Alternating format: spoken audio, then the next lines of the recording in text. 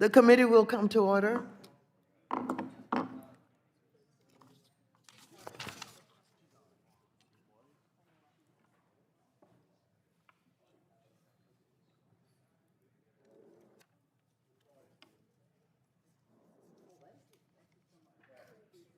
Is it matching?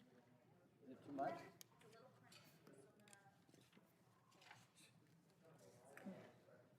Four people on. All right. Without objection, the chair is authorized to declare recess of the committee at any point pursuant, the committee will come to order. Pursuant to Committee Rule 3 and House Rule 11, the chair may postpone further proceedings today on any vote relating to any matter under consideration during today's markup. We will be collecting and distributing amendments electronically as well as physically to ensure all members have access to relevant documents in this hybrid format. All amendments must be submitted to the committee email provided in the meeting notice. The amendment will then be distributed to all members in the room and all members on the platform through an email list that has been developed in advance in coordination with the ranking member. As is the chair's practice, amendments that are pre-filed will be given priority consideration. Without objection, all members will have 5 legislative days within which to revise and extend their remarks and to submit additional materials to the chair for inclusion in the record. I now recognize myself for 5 minutes for opening remarks. Today, this committee will mark up 6 bills, half of which have bipartisan support. After the stress the pandemic has placed on our economy, Democrats are responding with legislative solutions and working across the aisle to provide a safety net for consumers and investors to ensure their life savings are protected from predatory or bad market practices. As the pandemic took jobs and loved ones, communities across this country look to investing as an answer to rebuild their livelihood. Simultaneously, special purpose companies, or SPACs, have proliferated, putting retail investors at risk. SPACs are shell companies with no operations that can go public and avoid key IPO requirements. While SPACs have been good to SPAC sponsors, hedge funds, and investment banks, retail investors have been exposed to real risk.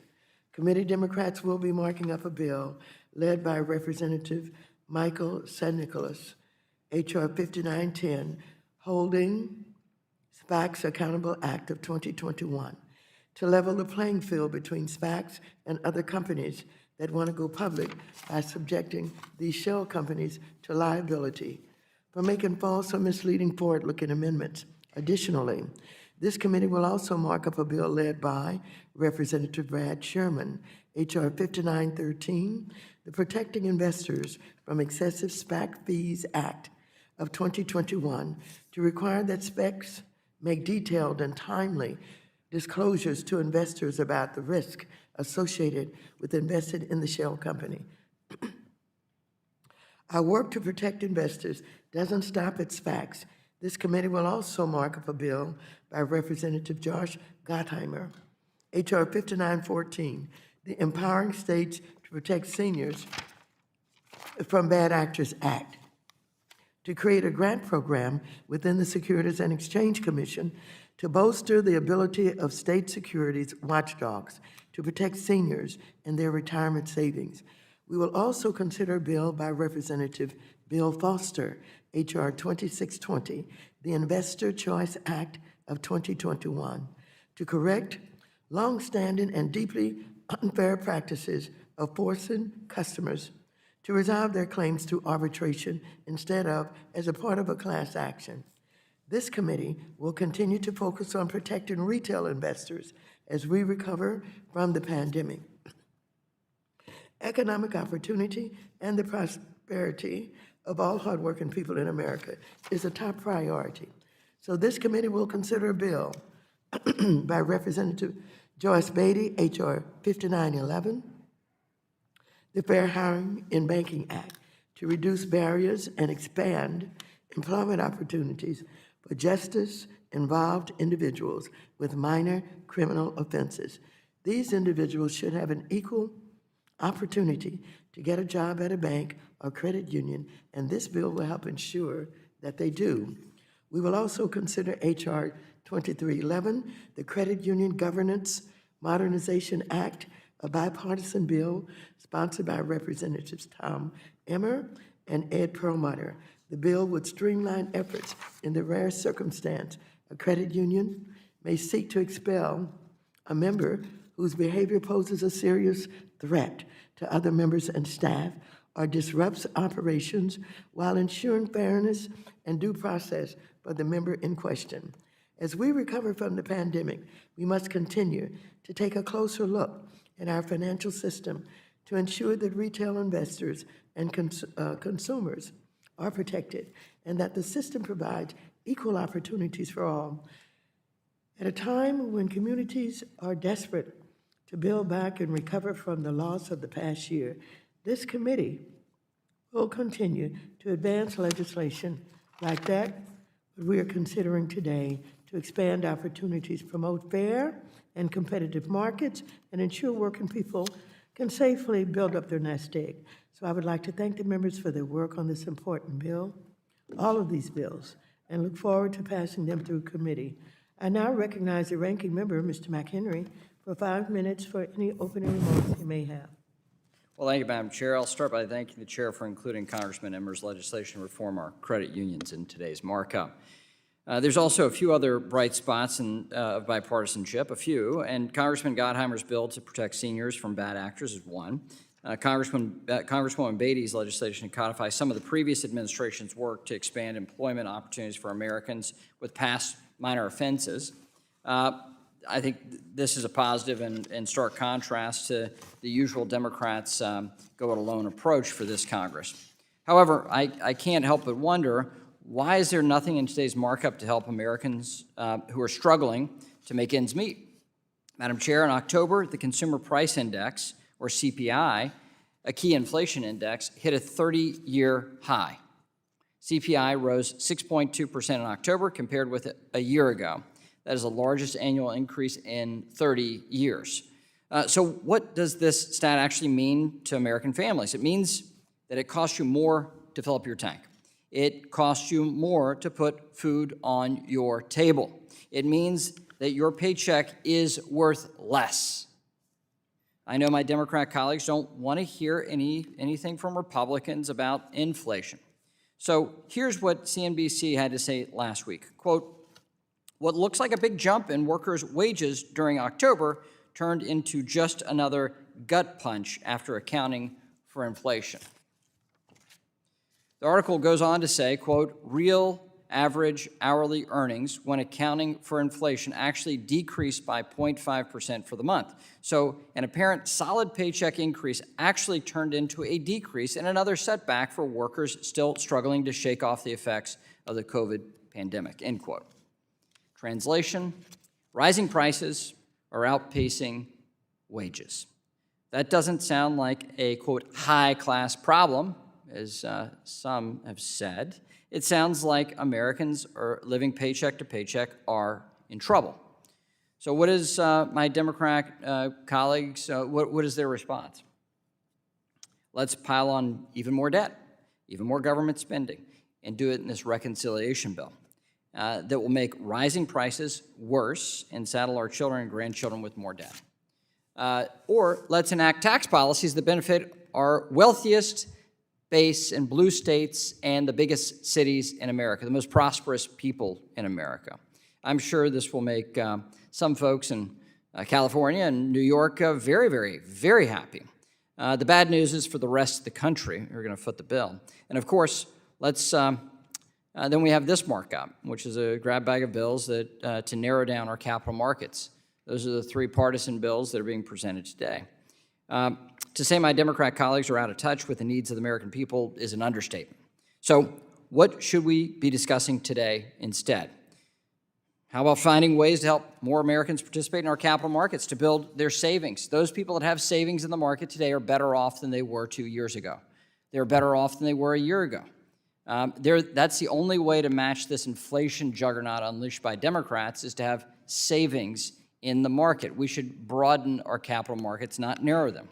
Or we could finally discuss a real solution for renters who are struggling due to the Biden administration's gross mismanagement of the Emergency Rental Assistance Program.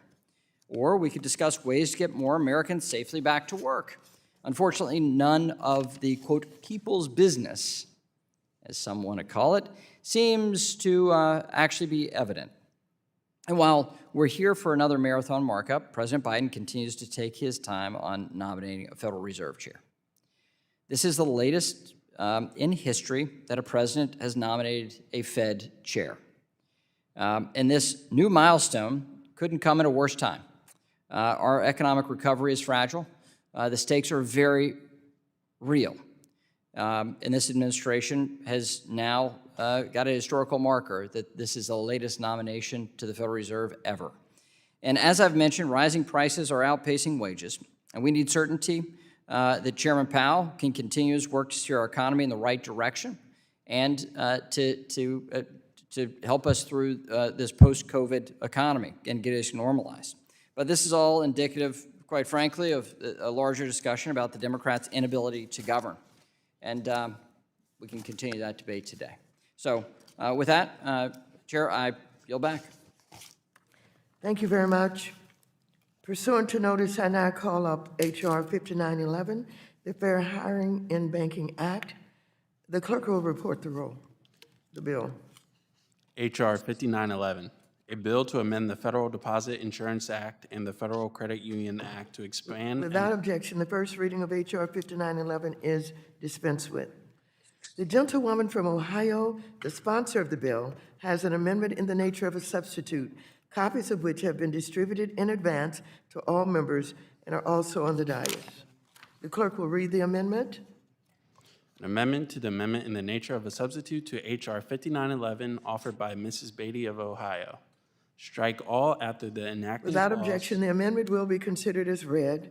I now recognize Mrs. Beatty to explain the amendment in the nature of a substitute.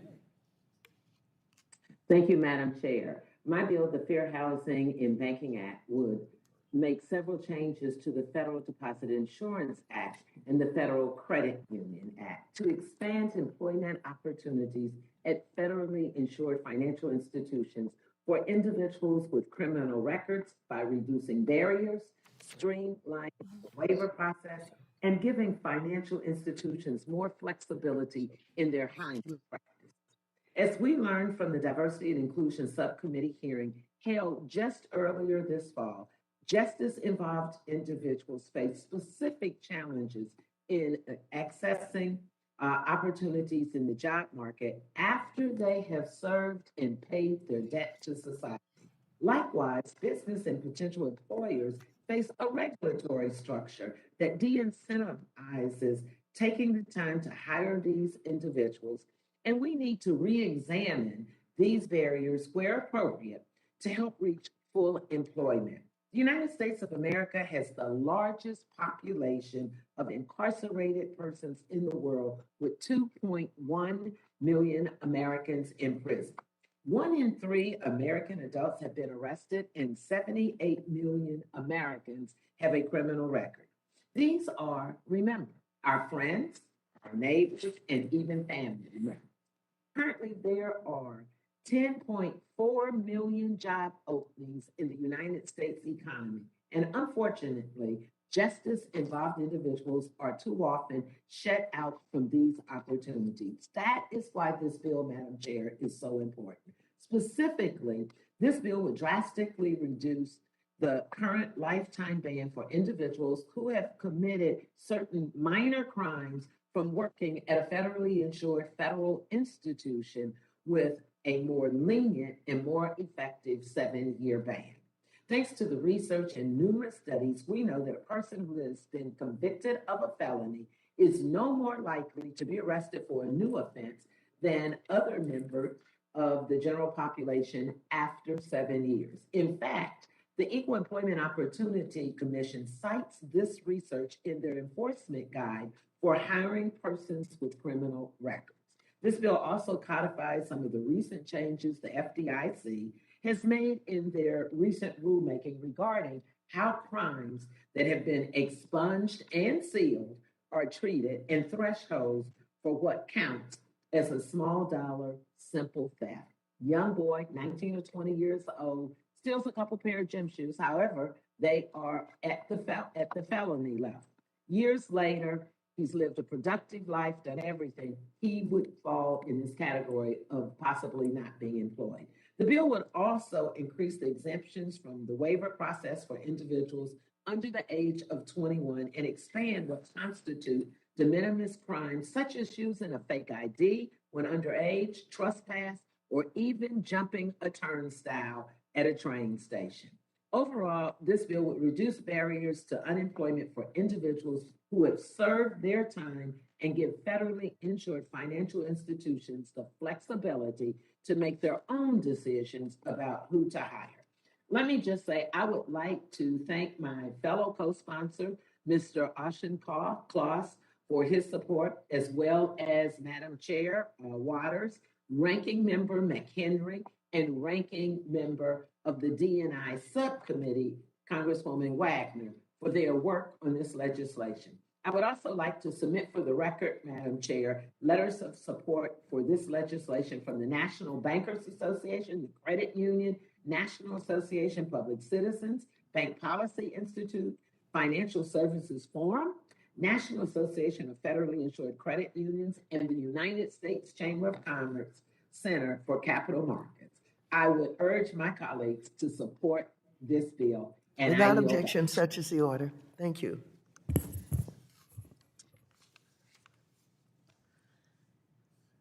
The gentlewoman from Ohio, Ms. Beatty, has an amendment at the desk. We will pause to allow copies of the amendment to be distributed electronically.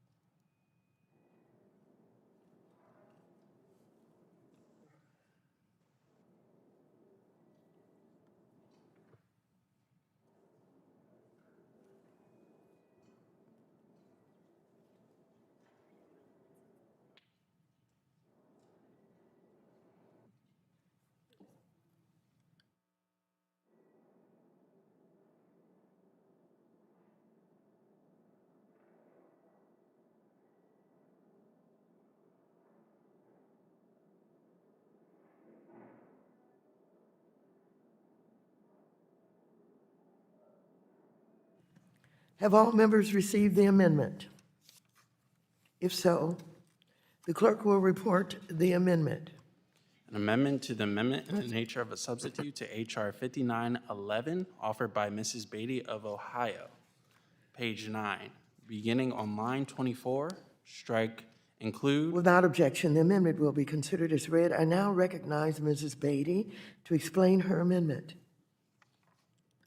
Thank you, Madam Chair. This is a manager's amendment, and it makes a small technical correction to the bill and strikes some of the language in the definition of crime of dishonesty, which is redundant because it's already reflected in the current FDIC policy.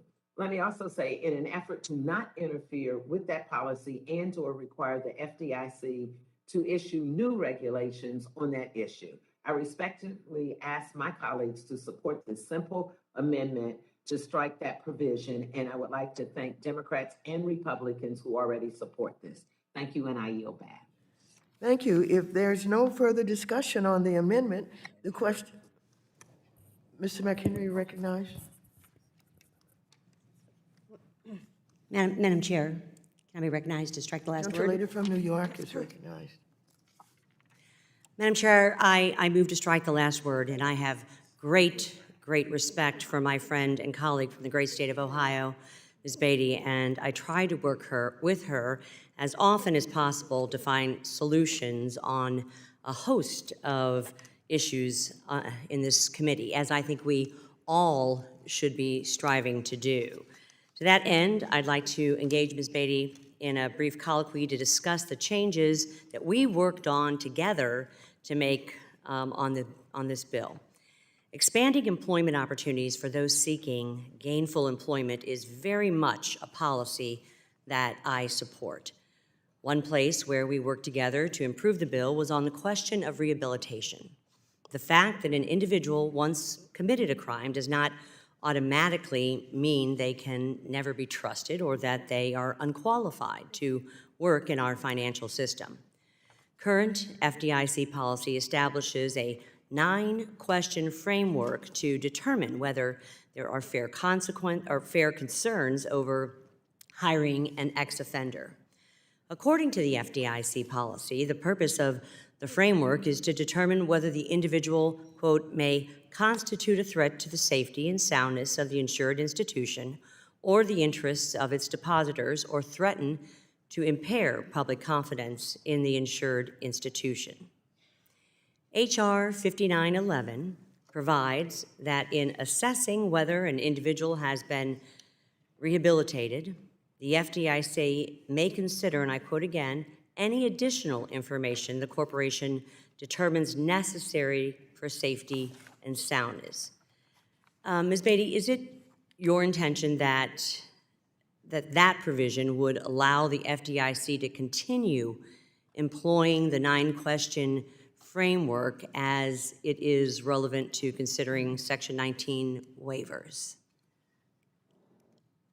Well, first of all, let me thank my friend from Missouri, Congresswoman Ann Wagner, for engaging in this dialogue and also for the work that we have done not only in this Congress but in previous Congress. Let me just say this issue, I'm glad you brought it to our attention, and I believe the changes we made in this section in the amendment in the nature of a substitute will give the FDIC the flexibility to incorporate the factors they currently use when evaluating consent applications and answering the questions whether or not a person has been rehabilitated.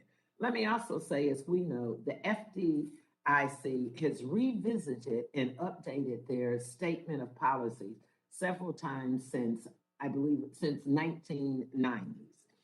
They also have come up with factors they believe that best allow them to balance the interest of maintaining safety and soundness when giving these justice-involved individuals a second chance.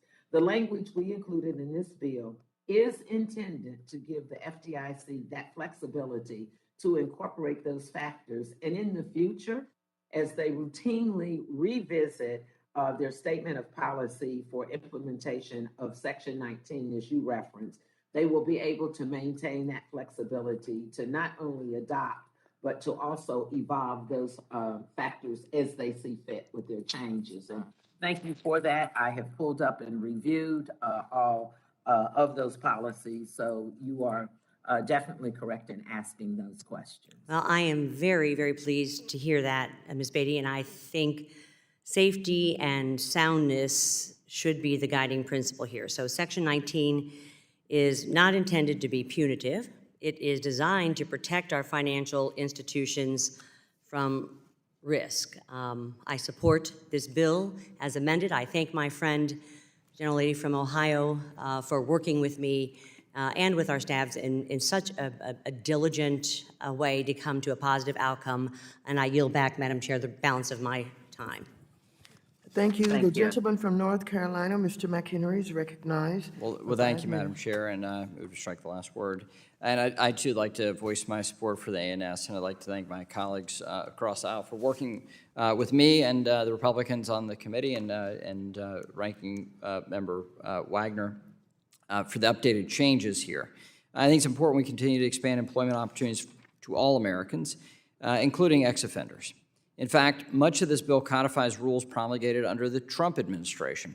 In fact, under the leadership of Chair McWilliams, who was appointed by President Trump, the FDIC issued rules on Section 19 not once but twice. Their rules balance the dual objectives of, one, allowing qualified individuals to obtain employment through the waiver process, and two, the need to protect the safety and soundness of our banking system. And I think they did a nice job of balancing that.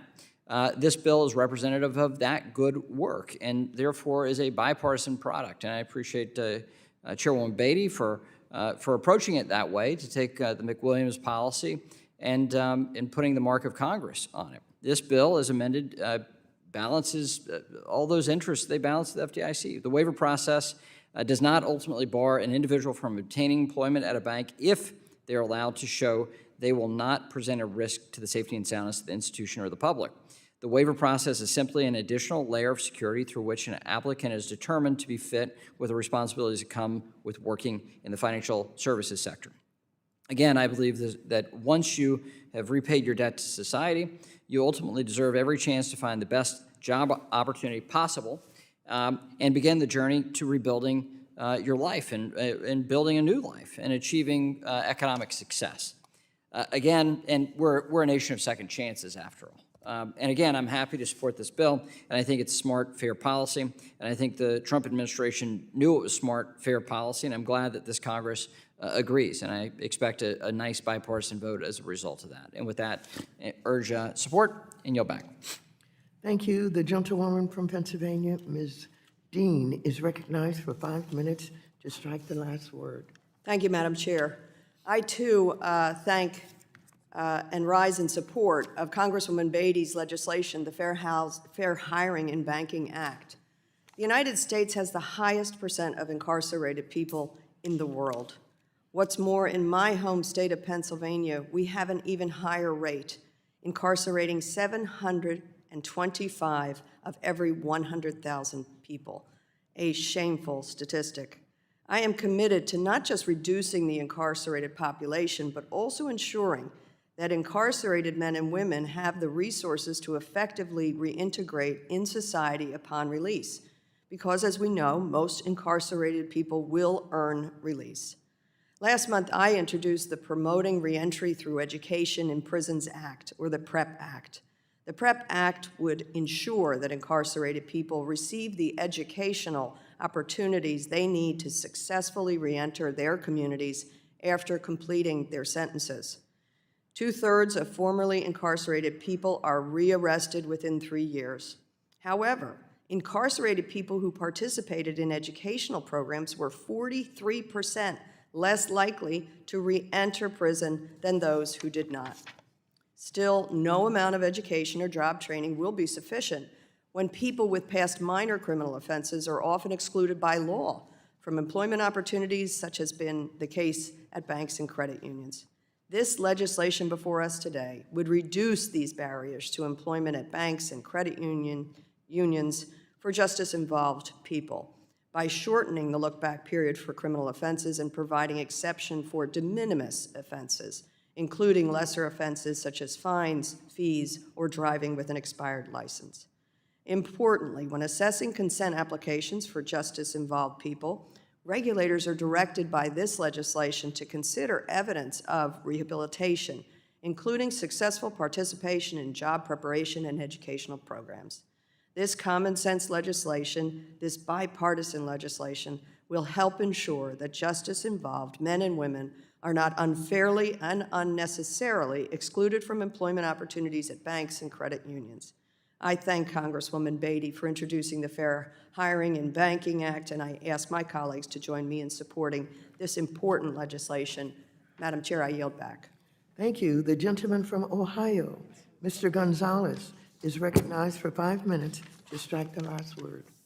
Thank you, Madam Chair, and I want to thank my fellow Buckeye, Ms. Beatty, for her efforts on this legislation and broader efforts to support increased diversity and inclusion within our financial system.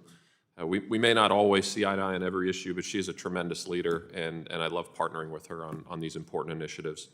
I'm proud to support this legislation. This bill builds upon the work of the FDIC to provide individuals greater employment opportunities if they have had a prior criminal offense. And while it makes sense for there to be more stringent requirements in place to work at a financial institution, this bill takes sensible steps to expand employment opportunities at banks and credit unions. When individuals have served their time and they've stayed out of trouble, they should have opportunities to work in the banking sector if they are qualified. This helps break down those barriers that too often still stand in the way to those who have paid their debt to society, and also will help financial institutions have access to a larger talent pool needed to fill those open jobs. I want to thank Ms. Beatty again for her work on this important issue. I encourage my colleagues to support the bill, and I yield back. Thank you. I now recognize myself for 5 minutes.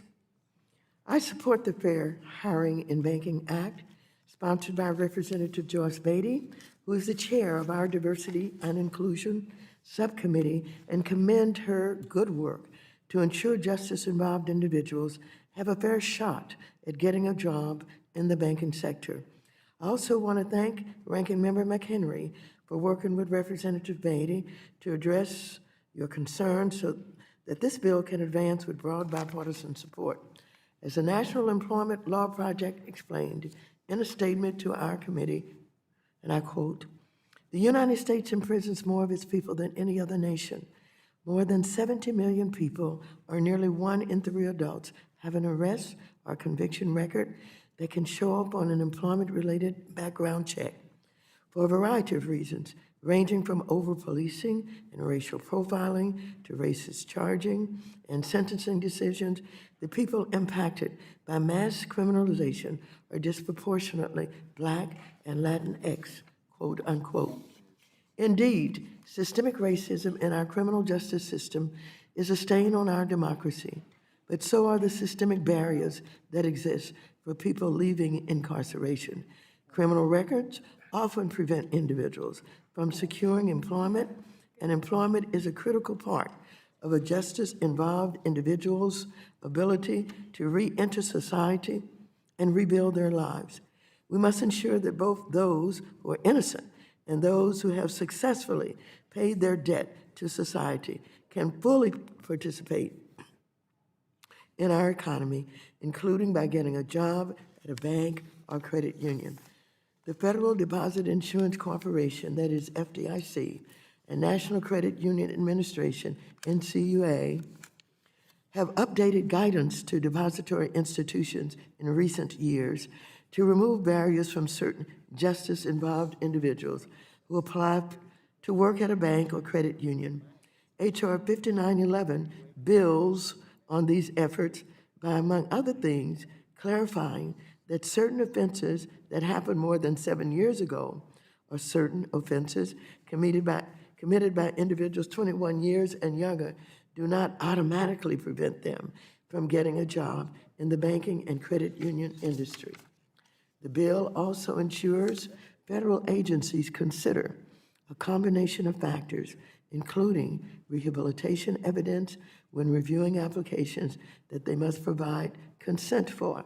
So I urge all members to support this important bill, and I yield back my time. Is there further discussion on the amendment? The question now occurs on the amendment. All those in favor of the amendment say aye. Aye. Those opposed, no.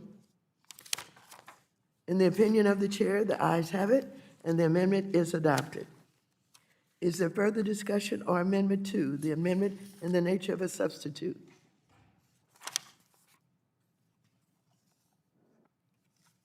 If not, the question now occurs on approving the amendment in the nature of a substitute as amended.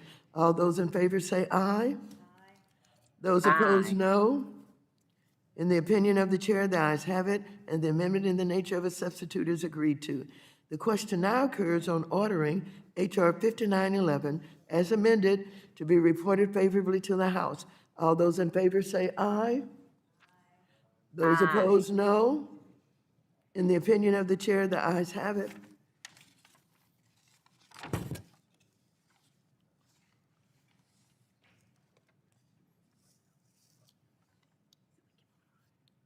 Pursuant, let's see what we have here. If a recorded vote is, the ayes have it, and H.R. 5911 is agreed to. Pursuant to Section C5 of Committee 3.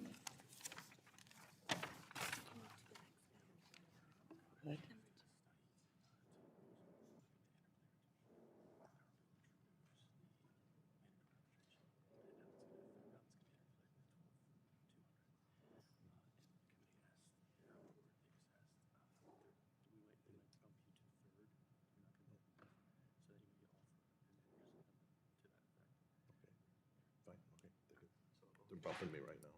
Okay, I'm ready to go. I'm ready to go, but, okay. Give me words to go with it.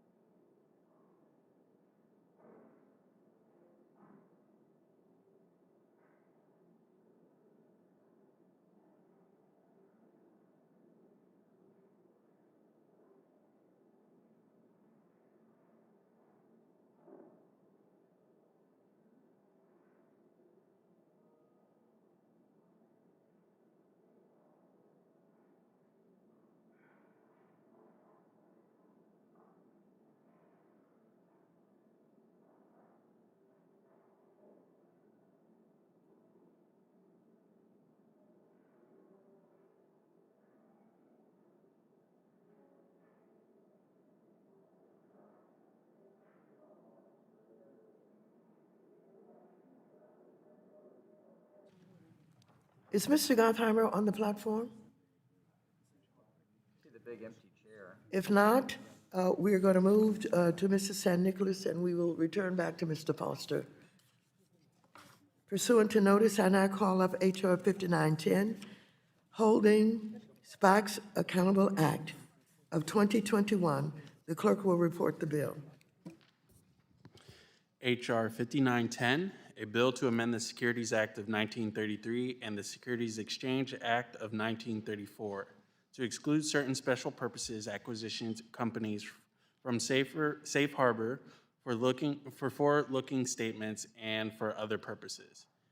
Be it enacted by the Senate and House of Representatives of the United States of America. Without objection, the first reading of H.R. 5910 is dispensed with. The gentleman from Guam, the sponsor of the bill, has an amendment in the nature of a substitute, copies of which have been distributed in advance to all members and are also on the dais. The clerk will read the amendment. An amendment in the nature of a substitute to H.R. 5910, offered by Mr. San Nicolas of Guam. Strike all after the enacting clause. Without objection, the amendment in the nature of a substitute will be considered as read and considered base text for purposes of further amendment.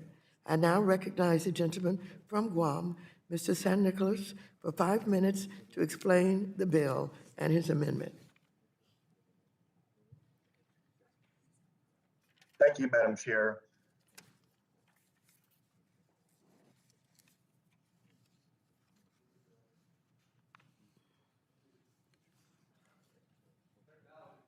Mr. San Nicolas, you're recognized.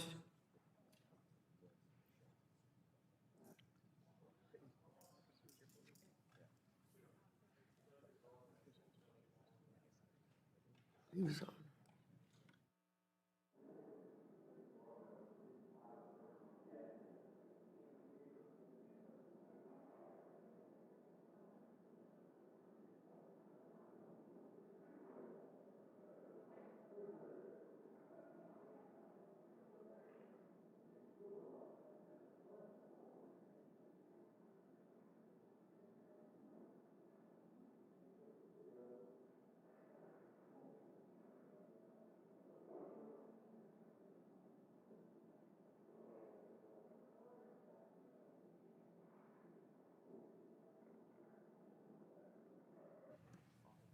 Mr. San Nicolas, you're recognized.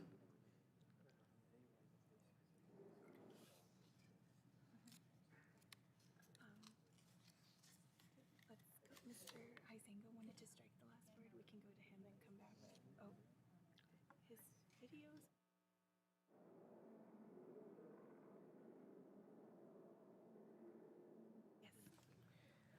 I'm going to move forward until Mr. San Nicolas is able to resolve whatever problems he's having with the technology. The gentleman from Michigan, Mr. Huizenga, is recognized for 5 minutes to strike the last word. Well, thank you, Madam Chair. I know it's fairly unusual to have the objection laid out before the bill is actually laid out, but sure, let's move ahead with that. I would love to be able to have a bit of a back and forth with my colleague, but I don't know if he's in his office or here locally or if he's actually back in Guam, but this does once again point out the limitations of doing this via the internet and via this system. So anyway, look, at this point, this bill is yet another attempt by my colleagues on the other side to jump to conclusions and prematurely offer solutions without fully understanding whether there is an actual problem that needs to be solved. But I guess when you're a regulatory hammer, everything and every issue looks like a nail. So the problem with this approach is that these legislative actions have real-world consequences, and members on our committee on both sides of the aisle talk a lot about the strength of the American markets and the importance of preserving, not to mention improving, the health of capital markets so that investors have opportunities to grow their savings. And by the way, that means our economy improves. Yet this bill doesn't compute with those sentiments at all. 5910 would prohibit SPACs, these special acquisition companies, from taking advantage of providing forward-looking guidance and projections in offering their documents, which has been considered an important point for using the SPAC method to go public. SPAC offerings have helped to boost the number of companies in our public markets after decades of declines. We've talked about that in committee for many, many times. In attacking SPAC offerings, Democrats risk further tightening of the IPO pipeline in American capital markets. We're already at a disadvantage, and we know this. It doesn't square with the Democrats' comments about nurturing the vibrancy of American capital markets and providing more investment opportunities for everyday investors. If they really meant it, why would we be going after this particular method?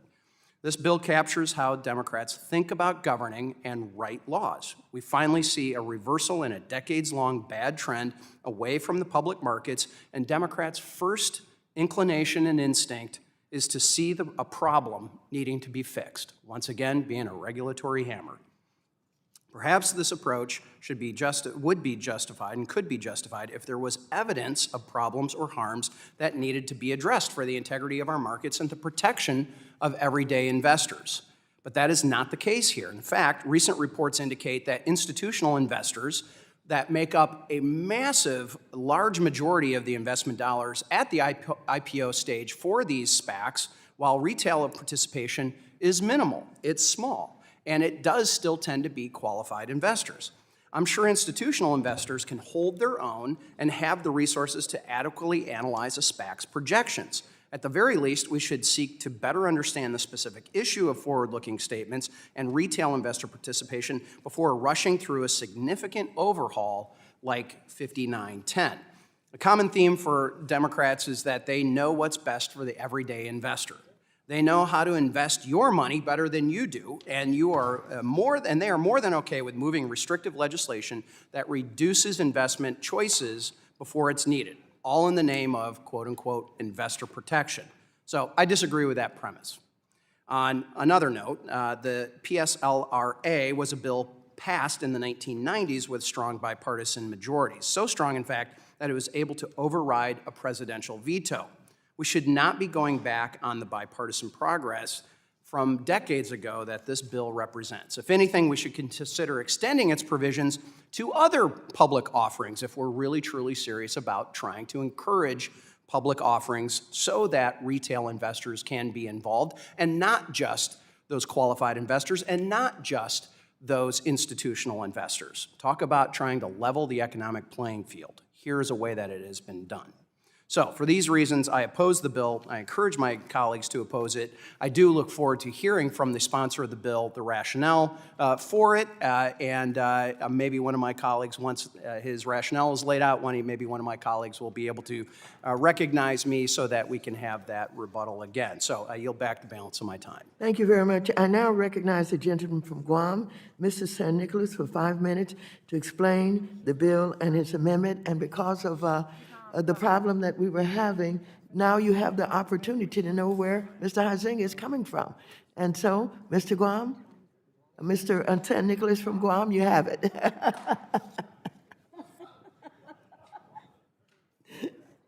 Madam Chair, am I working now? Yes. Madam Chair, I don't mind being referred to as Mr. Michigan in the future, so.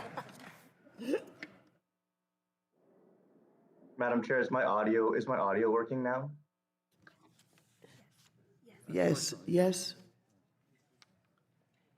Mr. San Nicolas? I'm working now, Madam Chair. I'm just wanting to make sure.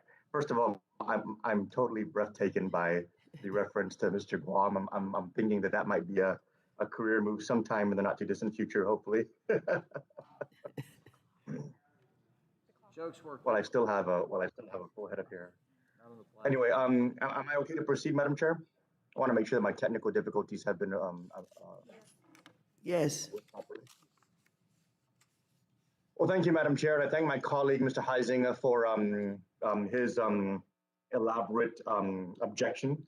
And I thank him as well for being such a good sport and going second when we really should have made some initial statements. And I apologize to the committee for our technical difficulties. Madam Chair, I want to make it very simple, break it down very simply on what this bill does. It simply replaces blank check companies with development or growth stage companies. And so what we're doing here is we're basically making sure that the companies that pretty much are in existence for the purposes of acquiring or merging or pretty much consolidating a particular industry are not making fraudulent statements to the people who are investing for that purpose. There is nothing in this bill that would actually prohibit a forward-looking statement. What it would do is it would make it a violation under Rule 10b-5 if any forward-looking statement was fraudulent, period. And so the real question that we have to ask ourselves today is, do we want to have special purpose acquisition companies going out there and merging or acquiring other companies and being able to make fraudulent statements as they try to attract investors in order to do so? If we're okay with an acquisition regime that's going to have a green light to make fraudulent statements, then we can continue with the status quo. However, if we want to actually strengthen the special purpose acquisition company process, we should do so by making sure that no SPACs can go out there and make fraudulent statements without consequence.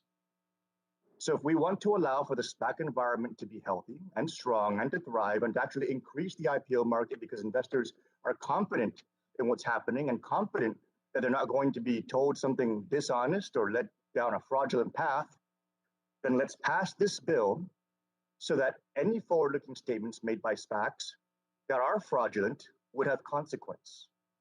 Absent passing this bill, the safe harbor provisions of the forward-looking statements are going to allow for any potential bad actors to poison the well. And I don't want that to happen to SPACs. I don't want it to happen to investors. I don't want it to happen to a market that we want to continue to thrive and to be healthy for investors and for new enterprises to be able to form up similar to special purpose acquisition companies. And so that, Madam Chair, I hope that addresses any objections. I hope that it clarifies that this isn't something strictly to protect investors. It's something to protect SPACs in general and to allow for these type of operations to go out there with full confidence from the investors that the forward-looking statements that they're being informed of are not being presented to them in a fraudulent manner. Thank you, Madam Chair. Thank you for your patience and for your accommodation, and I yield back. Thank you. The gentleman from Ohio, Mr. Gonzalez, is recognized for 5 minutes to strike the last word. Thank you, Madam Chair. And first, let me start by saying I have a lot of respect for Mr. San Nicolas. I think he's a very thoughtful member. Unfortunately, I have to encourage my colleagues to oppose this legislation. I think it's a good thing to have options for companies to come public. I think ultimately that's a net positive for our capital markets. If there's competition for these companies and ways for them to get public. Now, SPACs have some issues. I would agree with that. I don't see the forward-looking guidance issue as being all that important, frankly. And as somebody who follows the capital markets, and has invested in private companies that give all kinds of forward-looking guidance, I actually find it very beneficial, and I think a lot of investors do. If we were going to move in a particular direction, I'd frankly like to see more forward guidance for traditional IPOs, for direct listings, as well as SPACs. It's especially in the SPAC world, in many instances, it's a situation where a lot of the companies don't have an operating history when you're going through the de-SPAC, when you're going through the acquisition, don't have an operating history, and so they have to produce the forward guidance and the projections so that you can at least get a sense of when they might start throwing off revenue. And then as an investor, you can hold them accountable to that. If they're hitting their targets, if the business is progressing, then you know that maybe that's something that you want to be a part of. If they're continuing to miss the targets and they're missing the projections, then the stock gets pummeled, as it should.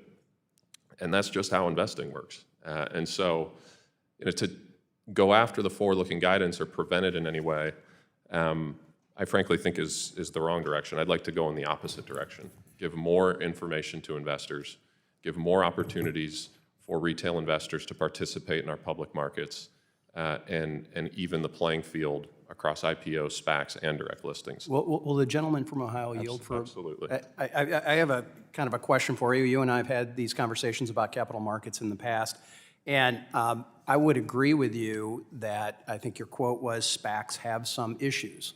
And I wouldn't disagree with that, but I'm wondering if the gentleman from Ohio would agree that those institutional investors who we've established are the vast majority of the investors into these SPACs, whether they have been able to self-regulate and correct some of those concerns as they've been going in and demanding information, et cetera. Absolutely. I think you're seeing the trends on that are improving dramatically. I would agree with that.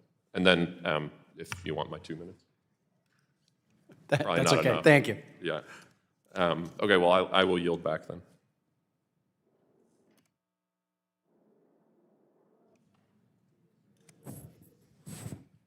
You need any more time? I recognize myself for 5 minutes. I want to thank Mr. San Nicolas for introducing this important investor protection and accountability bill. As members know, special purpose acquisition companies, or SPACs, they are essentially shell companies created with one purpose: to find and merge with a private company and bring that private company into the public markets. This is an alternative process to go public than a typical initial public offering or IPO.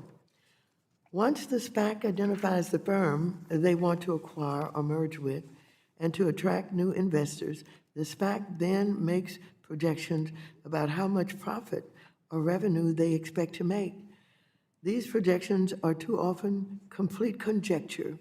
For example, as one witness before the Subcommittee on Investor Protection, Entrepreneurship, and Capital Markets testified in May of this year, quote, 9 electric vehicle companies that have come public through a SPAC in 2020 have combined annual revenue of $139 million, but between them, they projected to investors they would generate $26 billion in annual revenue by 2024, quote unquote.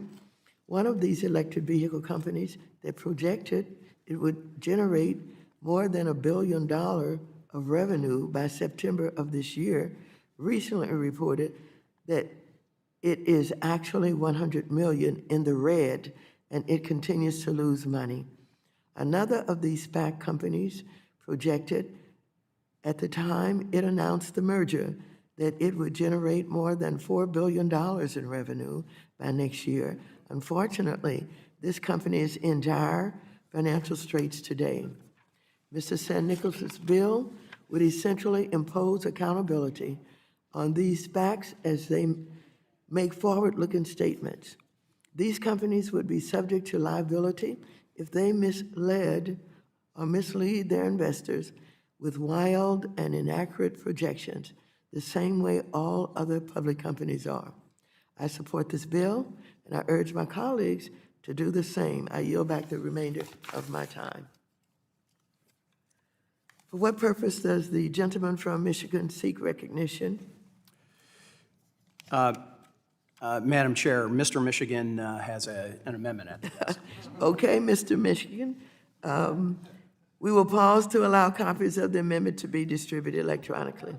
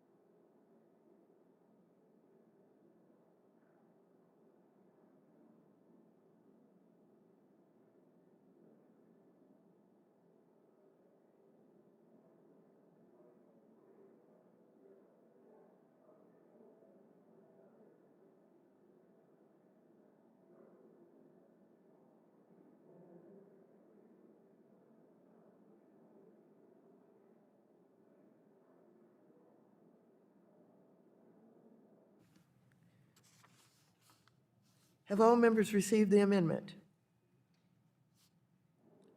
If so, I would like to reserve a point of order on the amendment. The clerk will report the amendment. An amendment to the amendment in the nature of a Madam Chair, I ask unanimous consent the amendment be considered as read. Without objection, the amendment is considered as read.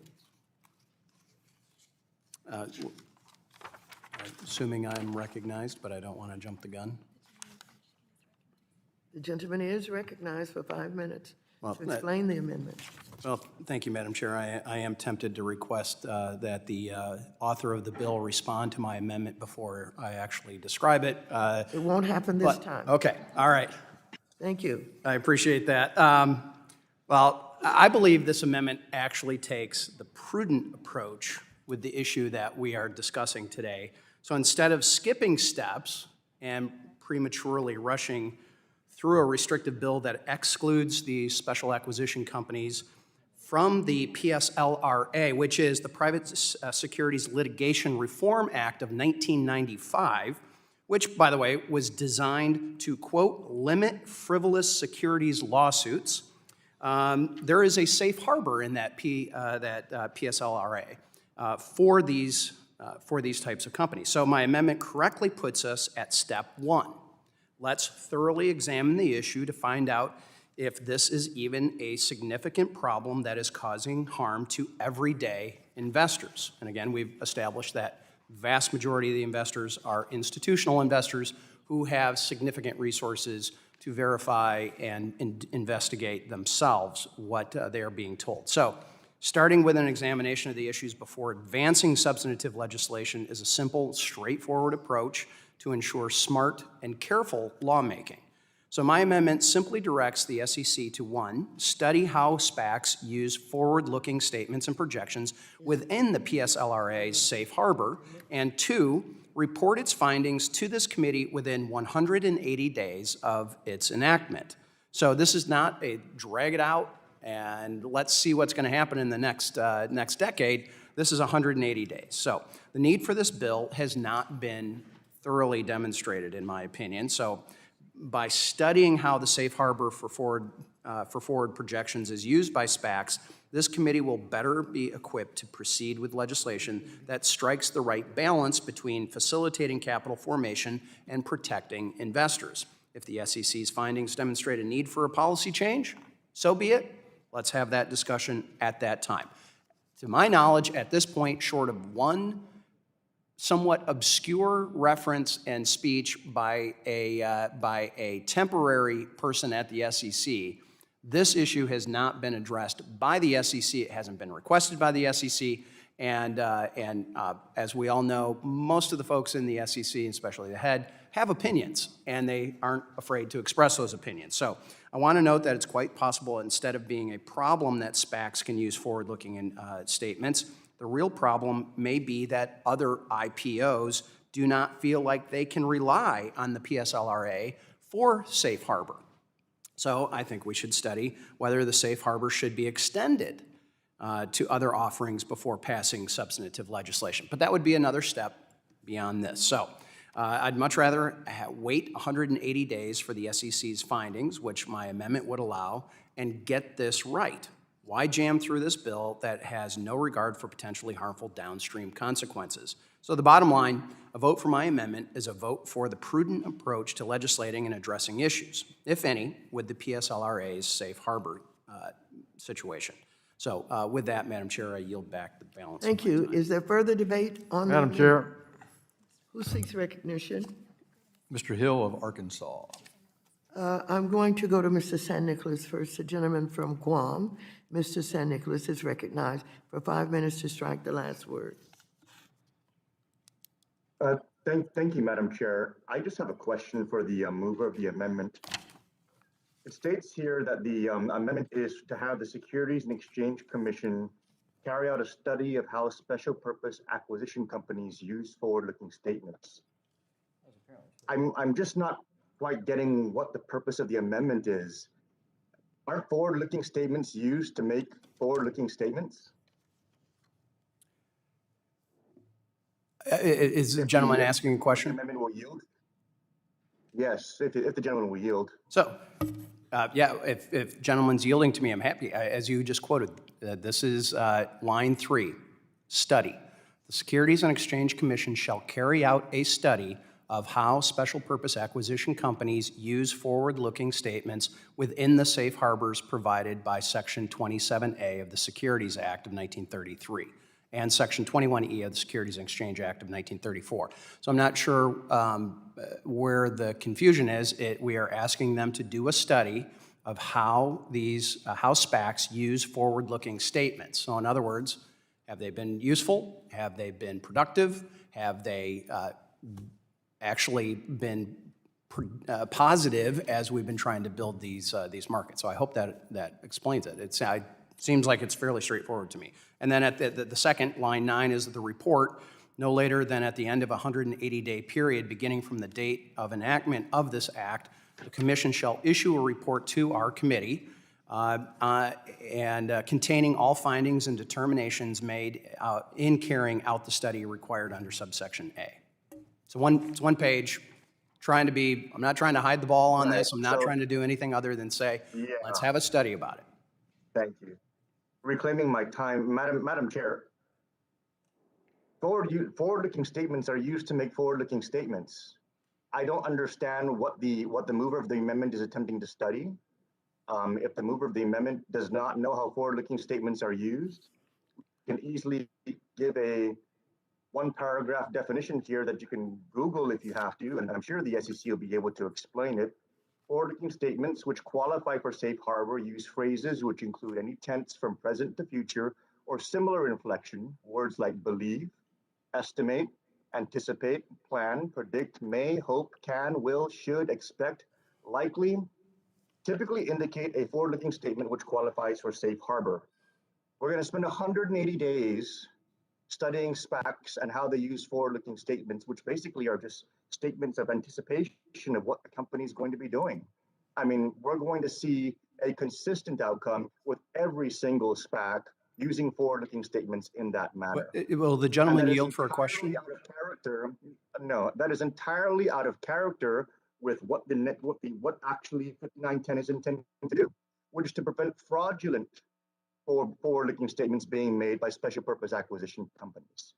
And so we don't need to waste 180 days studying how forward-looking statements are used. SPACs will be using them the same way non-SPACs will be using them. What we should be doing is making sure that we're getting in front of fraudulent actions by potentially bad actors in the SPAC universe. And instead of waiting for the actual data to show that people have been harmed and fraud has been committed, we should actually be getting in front of these things. We should not be waiting for an Enron to happen before we actually take action. Let's be proactive for once. And this isn't being proactive in a sense that's going to cut anything off. If special purpose acquisition companies want to make forward-looking statements, they're more than welcome to. They just better make sure they're not fraudulent. And I don't see what's bad about that. I don't see why we can't get behind that. I don't see how that's not going to actually strengthen the SPAC environment. And so I would respectfully ask my colleagues to not waste our time, the public's time, or the SEC's time with this amendment and to vote no on it. Thank you, Madam Chair. I yield back. Will the gentleman yield? Gentleman's time has expired. The gentleman from Arkansas, Mr. Hill, is recognized for 5 minutes to strike the last word. Strike the last word. Thank you, Madam Chair, for having us convene today in this markup. And I want to speak in favor of my friend from Michigan, Mr. Michigan's amendment to Mr. Guam's underlying bill. I'd like to say first that the underlying issue, and Madam Chair, you illuminated it on talking about some of these EV companies that are one of the most popular business strategies to be used in SPACs. When you have zero interest rates by the Federal Reserve and injecting $120 billion of cash into the economy every month, on top of that, you have an unparalleled bull market. And so everybody is trying to get an equity yield and everybody is going into the stock market. And when you have zero interest rates and no base rate, you have people making a lot of bad asset allocation decisions out there. In this EV arena, I think it'll be even worse given the federal government's intervention in the EV charging stations, and you'll see even more companies with problems trying to go public in this EV arena. But to use your example, I think Trevor Milton, the Nicolas principal, is probably going to be indicted for fraud. He's under Department of Justice and SEC investigation, and that's about all the reasons that you still have liability when you go public via a SPAC. And I would remind my friend from Guam and thank my friend from Michigan that when you look at forward-looking statements in a SPAC, who are those being initially read by? Public and private institutional investors. They're qualified institutional buyers. They're looking at that to assess the forecast and see if they want to put up their money first before the SPAC is ever converted to a public market format. So when you limit target company information, I think essentially you're effectively just saying you want to kill SPACs as a way of going public. That's essentially what I think the majority is proposing with their bills today. And, you know, that's their prerogative to do that. But as my friend from Michigan has said, we need more ways to get companies public. We've lost 50% of our public companies over the last 30 years. Being public is very expensive. Going public itself is very expensive. And the SPAC methodology, while it's nothing new, is one way to do that. So these forward-looking statements are important for these institutional investors to determine that if a SPAC idea is worthy of consideration. Finally, we have to know that those SPAC investors have the right to vote on that proposed acquisition. They have to have the information to approve that process. So there are ways to improve SPACs, and I think we've had testimony before this committee to do that. So the whole point of where the gentleman from Michigan is coming from is let's look at how forward-looking statements are used by SPACs and find ways, if there are things that should be done to constructively improve the quality of that information, the timeliness of that information. But it doesn't stop someone who is a bad actor, whether they've gone through a traditional IPO or a SPAC, from being brought to justice by the Department of Justice and the SEC for violating either investor protection standards and the securities laws or fraud at a higher standard. So that's why I support my friend from Michigan, and let me yield some time to him if he needs it. Yeah, thank you. I appreciate the friend from Arkansas. And in all seriousness, I'm trying to figure out where the gentleman from Guam's objection is. Maybe it's the word how a special purpose acquisition use these things. And I understand why the gentleman is defensive about his bill and his less than gentle attempt to clarify his objection to my amendment. But clearly the intent is, as my friend from Arkansas laid out, is how many are used? How are they used? The effects of the usage, whether people have actually been harmed, not just institutional investors. And I will note, and I wrote this down, that the gentleman used a phrase as he was describing my amendment, quote, "We don't need to wait to see if it is harmful," close quote. Well, folks, you have it. There it is. A regulatory hammer has to find a nail, whether there's a problem or not, and they don't even want to see if we could do a study to figure out whether there's a problem. So with that, I yield back to the gentleman. And I yield back to the chair. Thank you. The gentleman from Wisconsin's Mr. Stile is recognized for 5 minutes to strike the last word. I strike the last word. I'll be brief. I do think it is very appropriate to pass this amendment, to study this.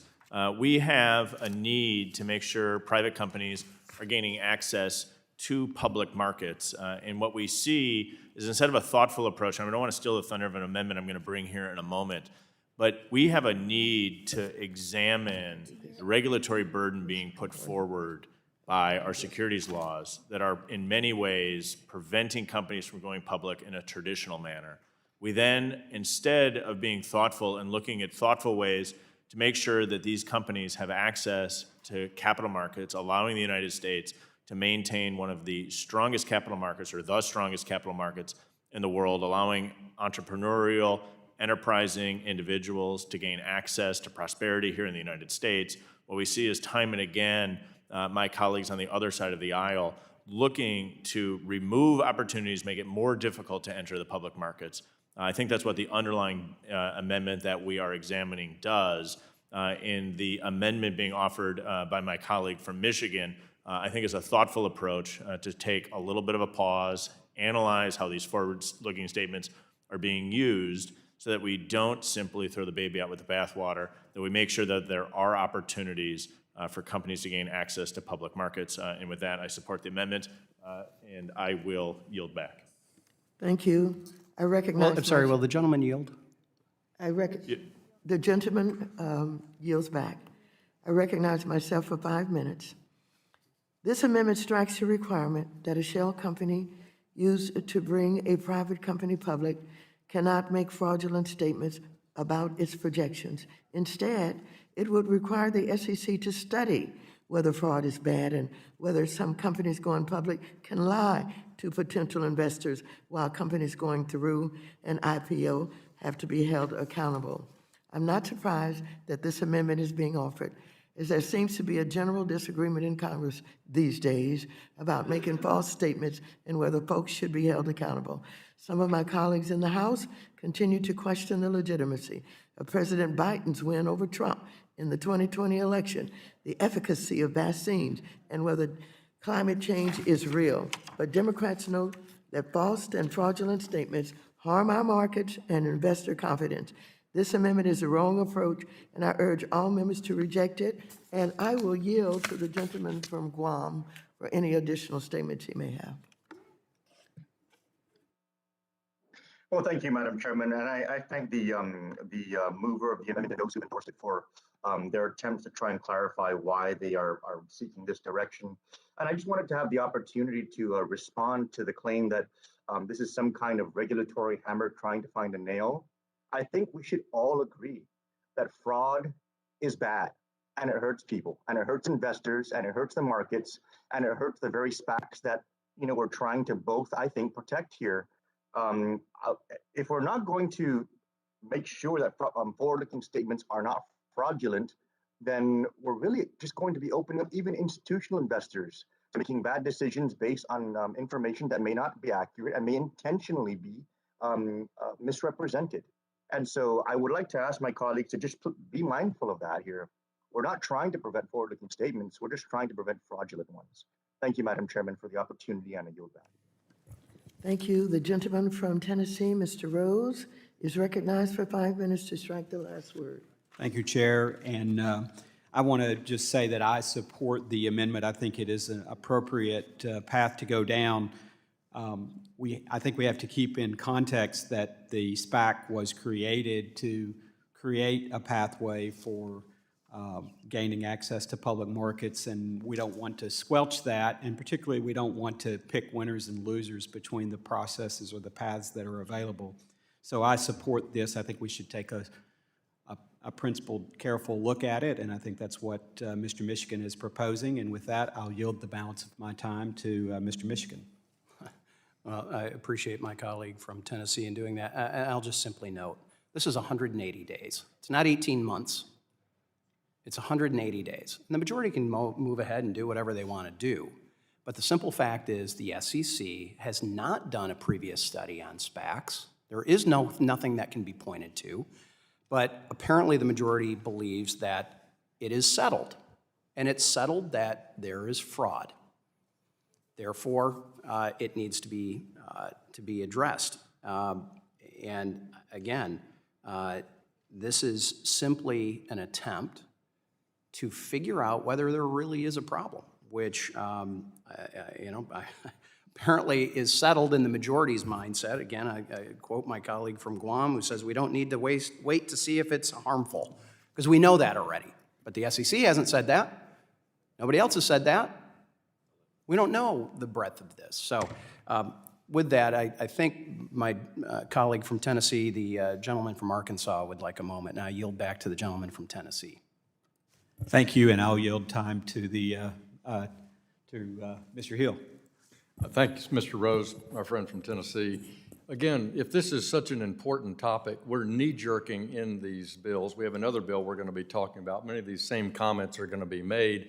So why don't we have a capital markets hearing in detail and bring everybody back again to talk about this? For example, the American Securities Association offered a number of concrete and specific suggestions that might be considered by the committee to improve SPAC transactions. We're not talking about those today. We're talking about things that parachuted into this hearing today that we've not had any bipartisan discussion about. And for example, they make a number, I'm just looking at them, that a Form S-4 and a proxy statement should be filed at the same time or shortly after a deal is announced, and things like that. They've got a number of constructive suggestions, but we're not even doing that.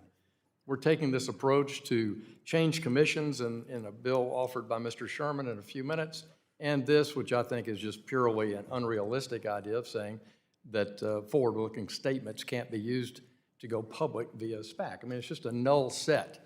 And so I think that it's ill-conceived, and I yield back to my friend from Tennessee. Thank you, Mr. Hill, and I yield back to the chair. Thank you very much. Is there further debate on the amendment? If not, I withdraw my point of order. The question now occurs on the amendment. All those in favor of the amendment say aye. Aye. Those opposed, no. No. No. In the opinion of the chair, the noes have it. Madam Chair, I request a recorded vote on that. A recorded vote has been requested. Pursuant to the chair's previous order, the vote on this question is postponed. Is there further discussion of our amendment to the amendment in the nature of a substitute? Madam Chair, I have an amendment at the desk. We will pause to allow copies of the amendment to be distributed electronically.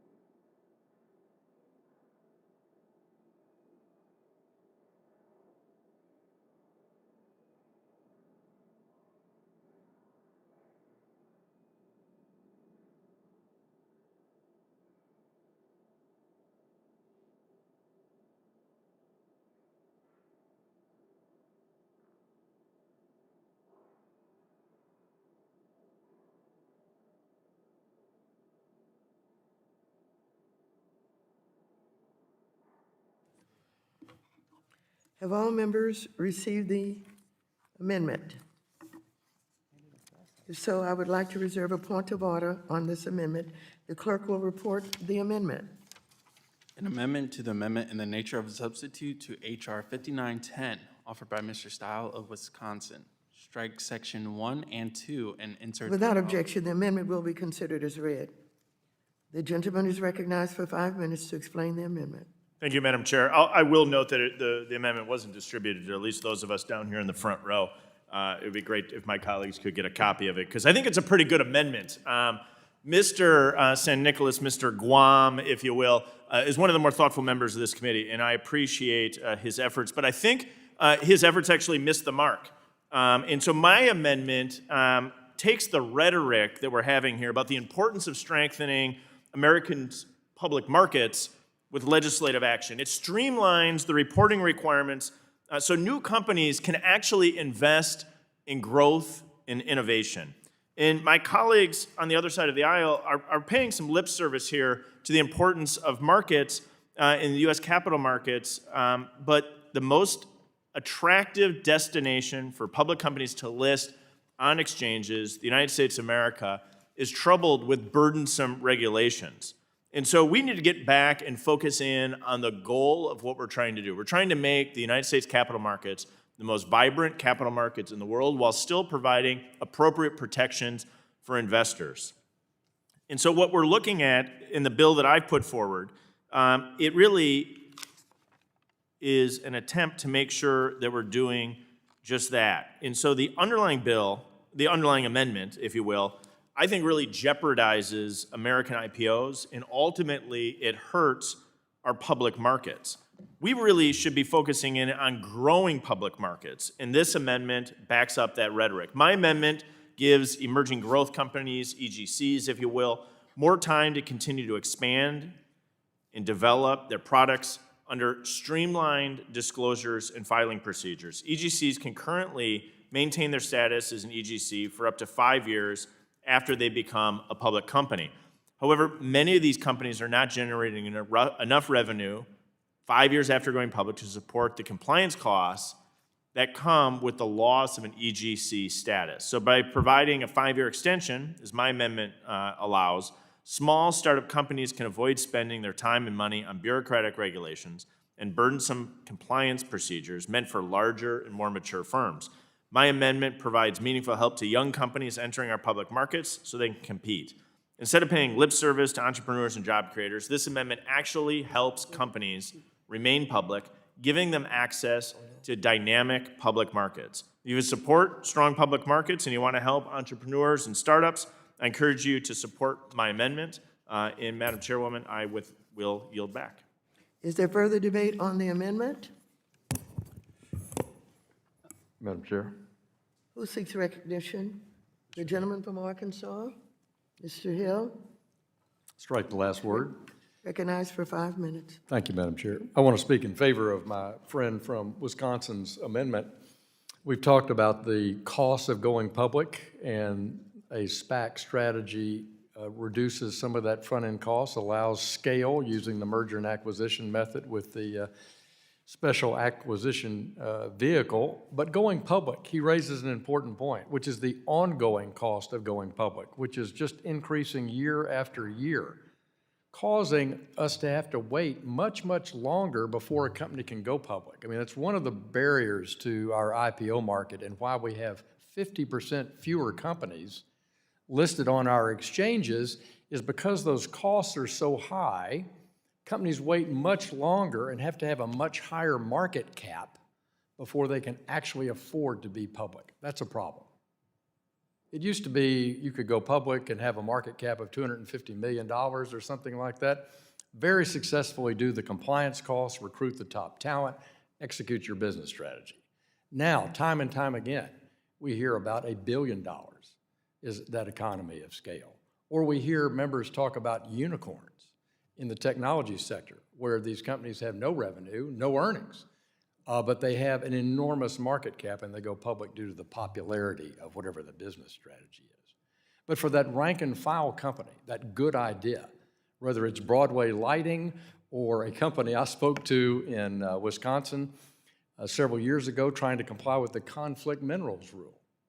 That one point for this company up in my good friend from Wisconsin's home state was spending $250,000 per year trying to comply with that one rule so that they were in line with expectations of the SEC. And they still have a modest amount of confidence. Could they go through every track of every SKU of the various component property that they sell, properties that they sell?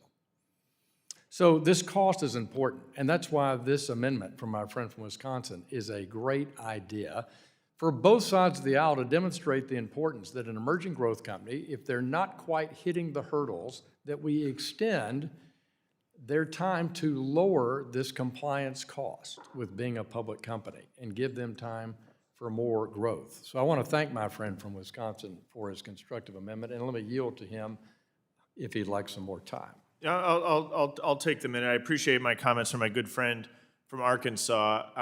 I think this whole conversation about SPACs that we're looking at, there are some things that we should think about and look at, and my colleague from Michigan brings forward a really thoughtful bill to do just that. But as we look at what really could be playing out as regulatory arbitrage, instead of taking the regulatory burden and moving it up on everybody, let's look at thoughtful ways to bring it down. Let's bring the regulatory burden down where it's not necessary. And so this bill on, in particular, emerging growth companies does just that. Let's look at ways of reducing the regulatory burden and encouraging companies to come into the public markets rather than simply raising the regulatory burden on all companies, regardless of whether or not that's actually productive to investors to make sure that they're appropriately protected, or whether or not that's productive for any other purpose. And so I think we have a real opportunity to go back into our securities laws across the board, in this case, emerging growth companies, and look at ways of reducing the regulatory burden rather than coming in and simply raising the regulatory burden on everybody across the board. And my amendment attempts to do that. I appreciate my friend from Arkansas. I'll yield back to him. Yeah, I thank my friend from Wisconsin. And I'll remind all of our hardworking members of this committee, we're trying to reduce these regulatory burdens to encourage more capital formation, encourage more public companies, and not have capital tied up in state and private hands, so that more of our union pension holders, more of our 401k participants, more of our small investors who use an IRA to buy ETFs to start their nest egg, to save for college or a house or their retirement, they have more choice. But in the name of investor protection, I think the majority occasionally limits choice, reduces the number of public companies, hurts the ability of retirees and Americans to have more investment opportunities for the long haul. So I think for my friend from Wisconsin, I urge a yes vote on his amendment, and I yield back the balance of my time. The gentleman from Guam, Mr. San Nicolas, is recognized for 5 minutes to strike the last word.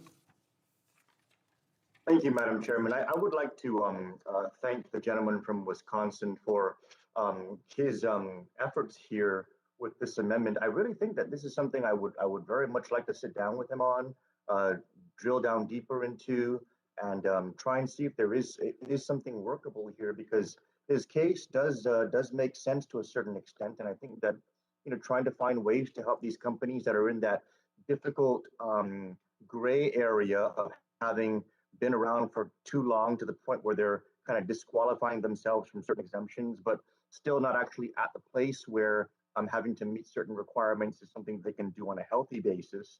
That's definitely a conversation I'd be willing to have. What I just can't do is I just can't accept striking sections 1 and 2 of the original legislation that I'm trying to move through this process. And the reason is because, first of all, this amendment that he's proposing does absolutely nothing to address the fraud that we're trying to address in the risk profile of forward-looking statements of special purpose acquisition companies. It does try and go into addressing the challenges that growth companies are experiencing as they try and stand up further. And I think that we can definitely talk about that. But in the context of striking what we are intending to do with HR 5910, I just don't think it's the appropriate time. And it's for that reason that I would object. But again, to reiterate, Madam Chairwoman, the purpose of HR 5910 is to make sure that these special purpose acquisition companies are not making fraudulent forward-looking statements. They can make forward-looking statements, but if it's fraudulent, they'll be liable under Rule 10b-5. Right now, they're not liable under Rule 10b-5 because they're skirting around it, because they're not technically penny stocks that are issuing initial public offering shares on a penny stock basis. And that's the old language that we're trying to replace. If we're going to keep up our regulations based on how the new environments are evolving, which is our responsibility as lawmakers, if fraudulent forward-looking statements for penny stocks were bad back then when $5 a share for a penny stock was something that was a reasonable threshold, we're way past that now, and we need to help these laws evolve to protect our investors and also to protect the industry. As was mentioned by my colleague from Arkansas earlier, we want to try and create more capital inflows into our public markets, but nothing destroys that more than fraud. Nothing destroys that more than the destruction of capital by bad actors. And that's something that we have a responsibility to look out for in order to make sure that we have a healthy market. And I'm not necessarily one for an overly regulated market, but absolutely a healthy one. And HR 5910 ensures we have a healthy one with respect to forward-looking statements from special purpose acquisition companies. Thank you, Madam Chair. I yield back. The gentleman from Michigan, Mr. Huizinga, is recognized for 5 minutes to strike the last word. Thank you, Madam Chair. I move to strike the last word in favor of this amendment, and I agree with my colleague from Wisconsin about the importance of bolstering American public markets by introducing legislation, and in this case, an amendment that encourages private companies to go public and stay public. And sadly, as we've discussed in this committee for many, many years, we had seen a decline in the number of American-based IPOs until the last year or so. And on top of that, companies that were going public were doing so at a much later stage in their life cycle. And thankfully, that downward trend has most recently reversed. Now, we have to ask ourselves why. Many would point to tax reform that had happened. Many would point to regulatory reform. Many would point to us creating an atmosphere that allows these companies, and we're not talking just tech companies and unicorns along that line. We're talking about, in Michigan, good, solid manufacturers. These companies that are looking at next generation decisions, and they're trying to figure out where they go to continue growth and to continue to provide good paying jobs to their employees. And along those lines, then, companies are taking advantage of the multiple avenues our securities laws provide for going public. So in addition to more younger companies that are starting to go public, we need to have these on-ramps and scaled compliance requirements like we see with Emerging Growth Company Framework created by the Bipartisan Jobs Act of 2012. I was in my first term when the current chair was an intimate part of that with the Obama administration and the new Republican majority. So instead of adding restrictions on mechanisms for companies to go public, as I would say 5910 does, we should be working to improve conditions and hurdles so more companies can go public and remain public, especially those smaller companies that don't have the type of revenue that some of these tech companies have. So this amendment reduces regulatory costs and streamlines those disclosures for small public companies, ensuring that startups have a place in American public markets that they had in the past, so that everyday investors can actually access those companies. So let's make sure we're focusing on growth and expansion at critical early stages. This amendment does that. It'll encourage more companies to go public, creating additional investment opportunities for all Americans. So I support Mr. Stiles' amendment. I applaud him for his effort to support entrepreneurs, everyday investors, and the overall strength and competitiveness of capital markets. And I hope that is the focus of this committee. So with that, I yield back the balance of my time. Is there further debate on the amendment? I now recognize myself for 5 minutes. Once again, my Republican colleagues are offering an amendment that would allow shell companies to make fraudulent statements to would-be investors. Mr. Stiles' amendment would go even further and seek to expand the emerging growth company from what was supposed to be a 5-year on-ramp to instead be a decade-long exemption from complying with important investor protections. My Republican colleagues wrongly think that our markets are the envy of the world because we simply have public companies. That's wrong. Our markets are the envy of the world because investors around the world have confidence in the financials and statements of our public companies and are therefore willing to entrust them with their capital. This amendment would, however, deny those investors across the world the information they need. We should be asking ourselves how we can ensure that investors are confident in the statements and information of public companies, not taking away the information from them. That is what Mr. San Nicolas amendment does.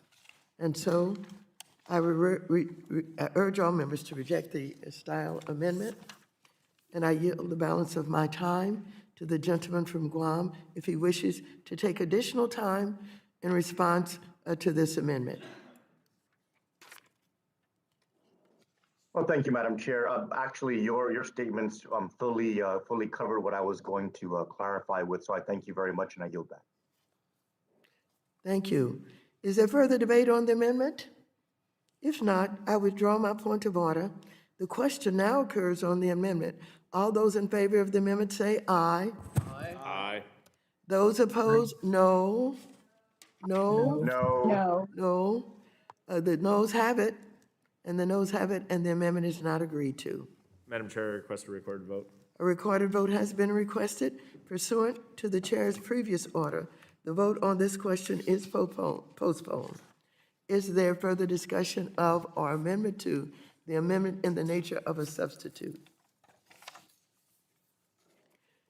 If there are no further amendments, without objection, the previous question is ordered on H.R. 5910 and pursuant to Section C5 of Committee Rule 3, further proceedings on the pending amendments are postponed.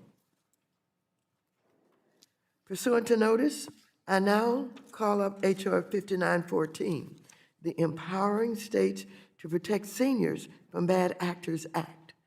The clerk will report the bill. A bill to, H.R. 5914, a bill to amend the Investor Protection and Security Reform Act of 2010 to provide grants to states for enhanced protection of senior investors and senior policyholders, and for other purposes. To be it enacted by the Senate. Without objection, the first reading of H.R. 5914 is dispensed with. The gentleman from New Jersey, the sponsor of the bill, has an amendment in the nature of a substitute, copies of which have been distributed in advance to all members and are also on the dais. The clerk will read the amendment.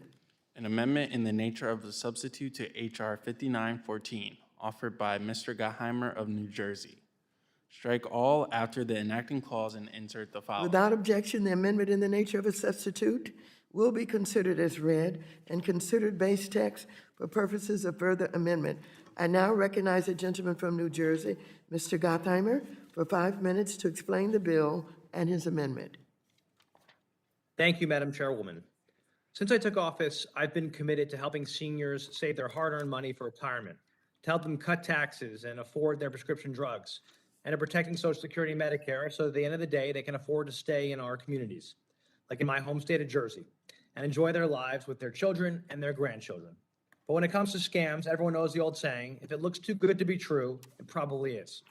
Unfortunately, there are millions of seniors across the country who have been victims of financial scams and abuses that have cheated them out of their rightful retirements. It's appalling, it's offensive, it's unacceptable. According to a report from the Senate Special Committee on Aging released last Congress, older Americans lose approximately $3 billion each year to financial scams and abuse. A separate survey from the Investor Protection Trust found that approximately 7 million Americans have reported being victims of exploitation. That's only what's being reported.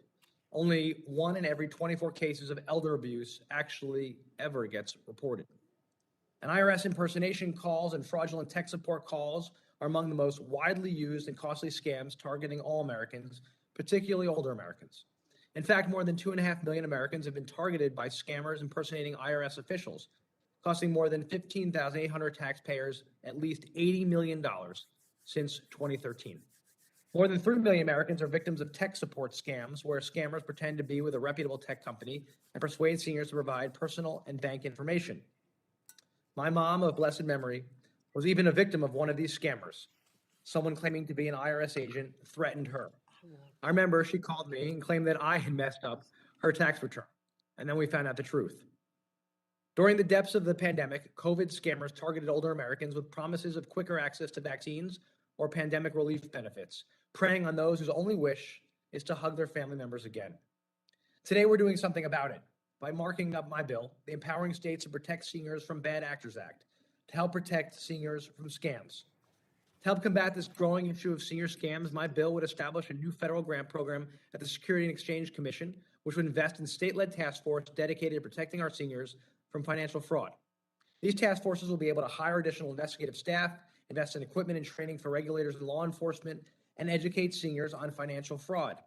With this work being able to take place at the state level, with more outreach to local communities and seniors, we can more fully fight back against those hucksters who are scamming our seniors. There's nothing partisan about this. This is just standing by as Democrats and Republicans to protect our seniors. They've given so much to our country. We should always have their backs and help protect them from predators who want to take advantage of them. It's incumbent on us to protect them from scammers and abuse. I urge my colleagues across this committee to vote yes on this common sense piece of legislation. Thank you so much, and I yield back. Thank you. The gentleman from Michigan, Mr. Huizinga, is recognized for 5 minutes to strike the last word. Thank you, Madam Chair. I move to strike the last word in support of Mr. Gottheimer's Bill 5914, the Empowering States to Protect Seniors from Bad Actors Act. And I, too, like him, I had older parents who are both unfortunately gone, but who we saw that almost daily deluge of information coming at them, and it was very challenging at times. So I'd like to thank Mr. Gottheimer for his work on this important topic, and frankly, the majority staff working with the minority staff to make this a bipartisan bill. I will note that despite some charges from my Dem colleagues regarding the last bill and the amendment process, we all believe fraud is wrong. We all believe that. Protecting investors, especially those most vulnerable to financial crimes and fraud, is a bipartisan issue. In 2018, there was roughly 52 million Americans over the age of 65. That's going up. By 2060, that number is expected to reach 95 million, and they'll represent approximately 23% of the nation's total population. Seniors and senior investors, these folks, both directly and indirectly, own a huge share of our country's wealth.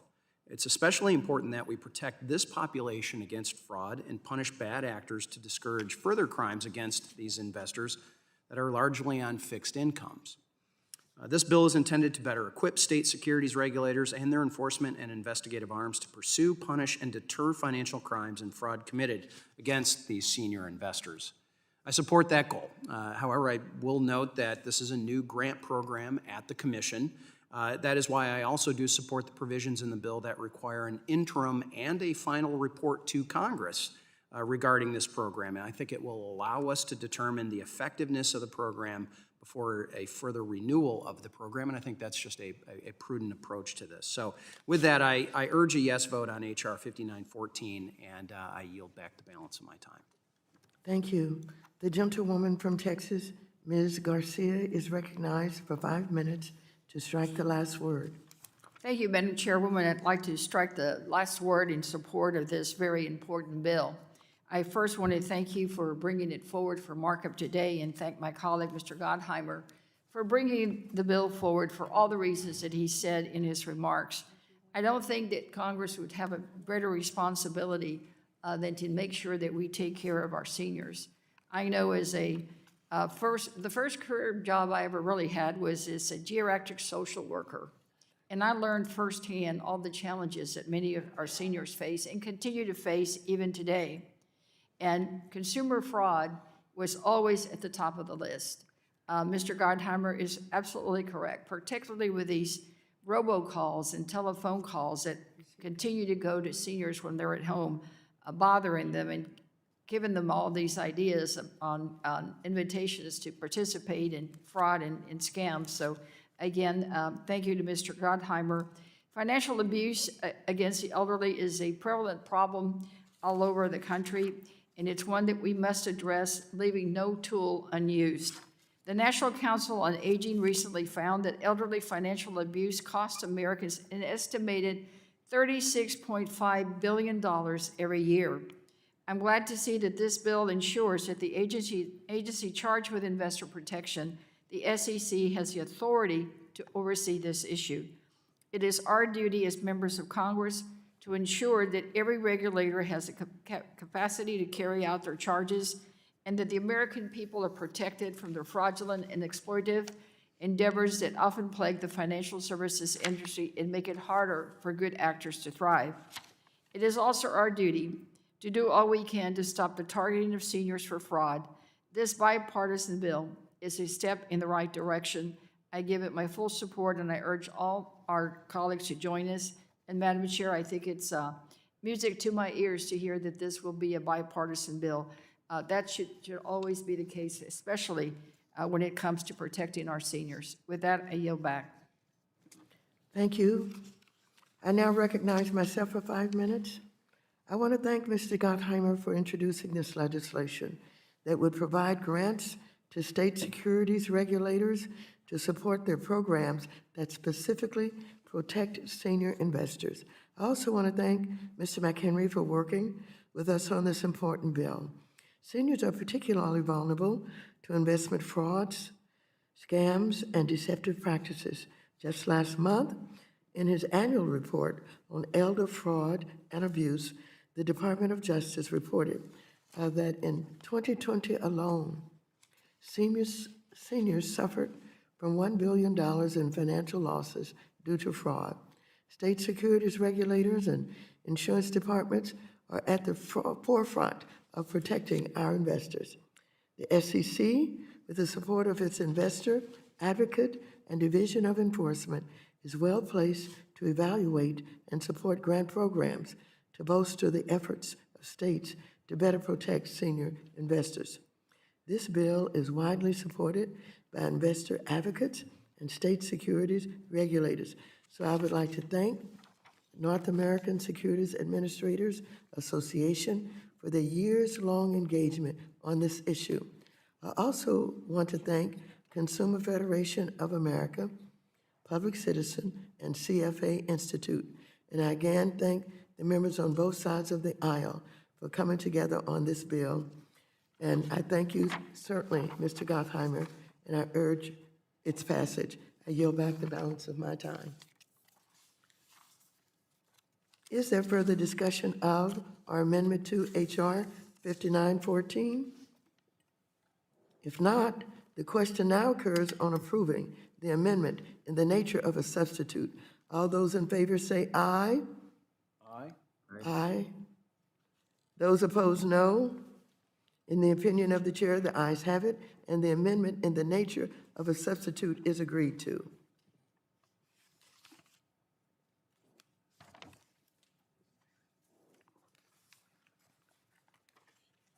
Pursuant to notice, I now call up H.R. 2620. Did we finish? Did we finish with that? Yeah, we haven't done a recorded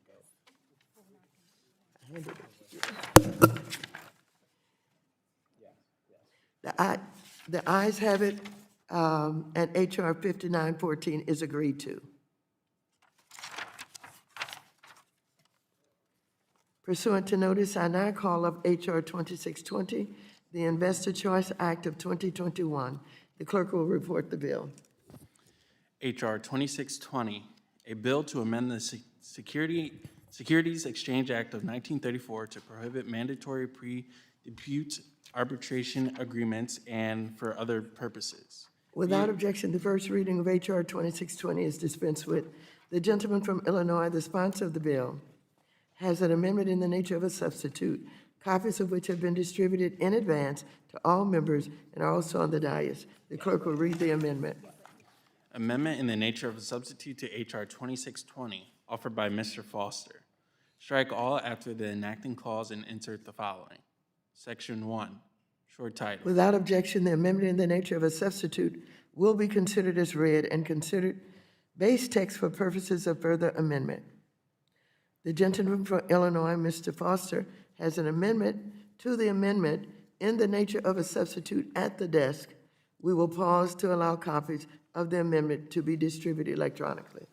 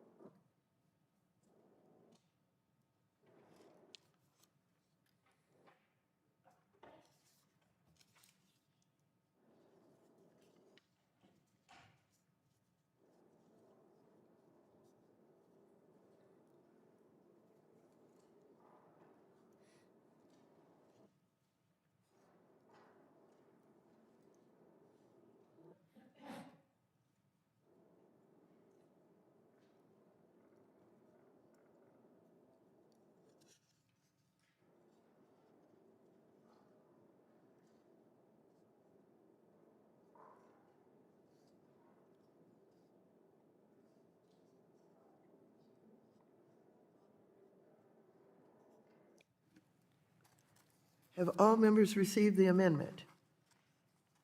If so, the clerk will report the amendment. Amendment to the amendment in the nature of a substitute to H.R. 2620, offered by Mr. Foster of Illinois. Add at the end of the following. Without objection, the amendment will be considered as read. I now recognize the gentleman from Illinois, Mr. Foster, for 5 minutes to explain the bill and his amendment. Thank you, Madam Chair. I want to thank Chairwoman Waters for her leadership in bringing up this bill and for continuing to prioritize important and timely topics. And I will be speaking both on the ANS and the amendment to the ANS that simply adds an SEC study as Section 7 to this amendment.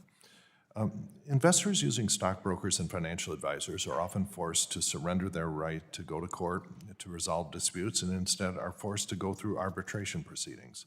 This is because agreements between brokers and financial advisors and their customers typically contain take-it-or-leave-it arbitration provisions that customers have no leverage to negotiate. While this practice is financially effective for such companies, oftentimes this translates to a less than fair process for consumers' dispute resolution that may disproportionately favor the companies and advisors in the form of biased or inexperienced arbitration panels, insufficient opportunities to appeal, resulting in an unbalanced set of decisions and outcomes. This statistical imbalance in these decisions has been documented over years of hearings in this committee. The Investor Choice Act of 2021 would put an end to this unfair situation. This bill would amend the Securities and Exchange Act of 1934 to ban mandatory arbitration clauses in contracts between registered advisors and their clients. Secondly, the bill would prohibit a company from going public or listing on a securities exchange if the company mandates arbitration in any dispute between itself and its shareholders. We have voted on this issue before in this committee in response to evidence of flagrant abuse in mandatory arbitration clauses. Section 921 of the Dodd-Frank Act authorized the SEC to prohibit or restrict the use of pre-dispute arbitration if it was in the public interest and necessary for the protection of investors. The SEC, however, did not use this authority. So H.R. 2620 simply prohibits mandatory arbitration clauses in customer agreements with broker-dealers and investment advisors. This bill will have no effect on arbitration proceedings that have already commenced and would not limit the ability for investors to choose arbitration should they so elect. It also preserves the ability to settle disputes before any procedures begin. Hence the name, the Investor Choice Act of 2021. Section 7 is added by the final amendment to the ANS, and it's the result of ongoing discussions about the potential need in the context of this legislation to examine and possibly modify FINRA Rule 12200, which gives investors the ability to force their disputes into arbitration. The merits of altering or abolishing Rule 12200 can be argued from multiple directions. On one hand, it restores a symmetry between investors and broker-dealers in the choice of dispute resolution venue.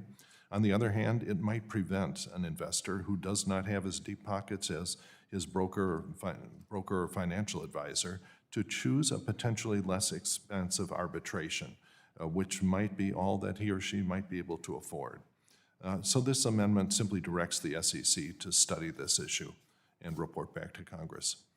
The SEC and state securities regulators have limited resources and cannot police all bad conduct, like, for example, corporate fraud against shareholders, entirely on their own. The Supreme Court has long recognized that securities class actions are, quote, an essential supplement to government enforcement powers. Moreover, an investor's right, if necessary, to go to court to recover monetary damages is essential to maintaining confidence in our capital markets and encourage future investments by our constituents. No investor should have to choose between participating in our markets and receiving financial advice on one hand and accessing our court system on the other.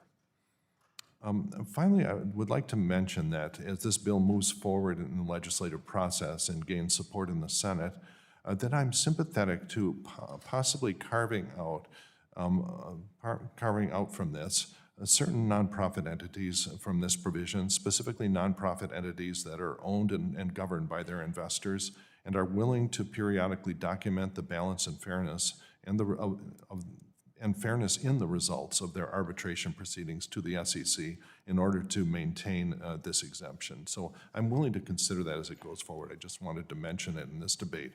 But I'm proud to support this bill as it stands and urge all of my colleagues to do the same and yield back the balance of my time. Thank you, Mr. Foster. The gentleman from Michigan, Mr. Huizinga, is recognized for 5 minutes to strike the last word. Thank you, Madam Chair. I'll make a note here that I think has been made earlier today.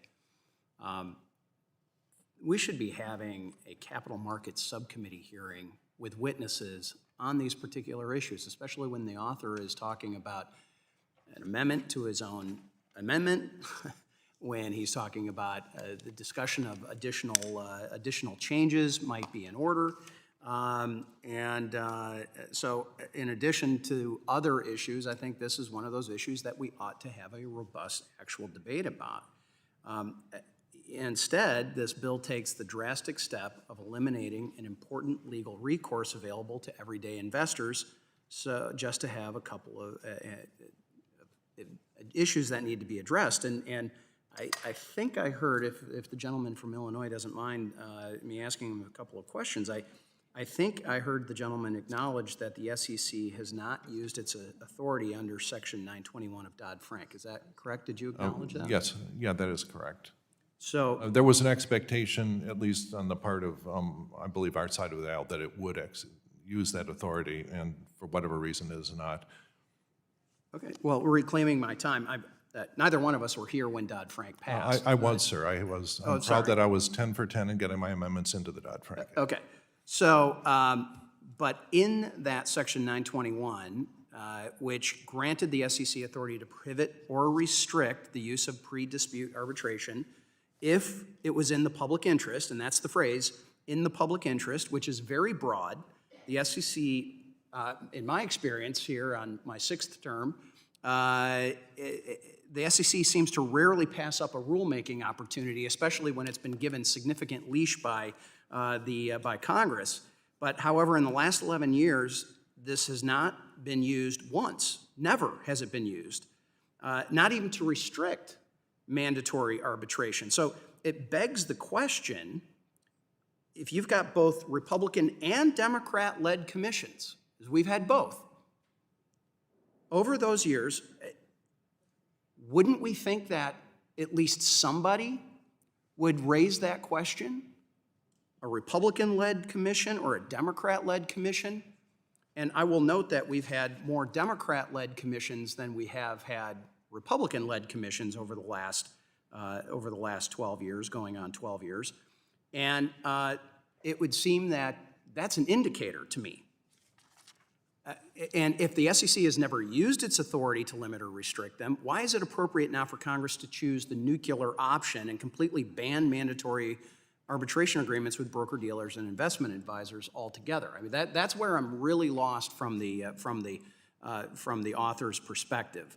I have one other question for the gentleman. The majority memo states that 30% of FINRA arbitration determinations go unpaid. Are you, in my opinion, are you aware the origins of that? It appears that it's a cherry-picked statistic provided by the trial lawyers that does not count the clear majority of FINRA arbitration claims that have been settled before they reach an arbitration panel. Is it your intention to continue to use that number as a justification? I cannot provide you the details on the origin of that number, but we'll get back to you on that. Well, It's as not we look at crucial FINRA data typically shows that only 2% of cases result in awarded damages that go unpaid. And so it seems to me that it's certainly misleading to use this 30% figure as the majority has here. In my last minute, I guess I want to talk about the upcoming manager's amendment, which puts in the study. We've had a couple of discussions about studies and the usefulness of those studies today. In fact, 2 of the last 3 bills have had that discussion. What is really confusing to me is that we're going to pass this bill that bans arbitration, then study the issue that has been banned to see if it should be banned. That does not make sense to me. If the gentleman was more interested in eliminating the language of the bill and put in a study, that would make far more sense to me as we are moving ahead. So I know my time is approaching, and I'm sure the gentleman will have some comments through some of his other members. But with that, Madam Chair, I oppose the ANS overall. I certainly don't oppose the idea of having the study and would encourage that. And with that, my time has expired. The gentleman from Arkansas, Mr. Hill, is recognized for 5 minutes to strike the last word. Thank you, Madam Chair. I do strike the last word. I'd like to speak in opposition to this proposed bill today, and with no editorial comment about my affection for my friend from Illinois or our co-chairmanship of the Entrepreneurship Caucus in the House or his great participation in our House. But I come in opposition to this because for 3 decades prior to serving in Congress, I was a managing securities principal licensed by FINRA and the SEC in the securities business, doing that business, both institutional investors and retail investors. And therefore, I've seen this in practice in firms, both investment advisory firms as well as in broker-dealers. And then, in addition to that, I also served on the District Business Conduct Committee of District 5 of the old NASD, FINRA, even before the new rules, meaning I sat on the disciplinary committee that determined outcomes of complaints brought about firms or registered representatives in those firms. And then I participated in, as that District Business Conduct Committee emerged, to overseeing the arbitration process and reviewing the arbitration awards by the independent arbitration panels that FINRA began to set up in the 1990s to address how to better represent retail investors and employees in securities firms who sought arbitration. So I come at this debate with some practical background.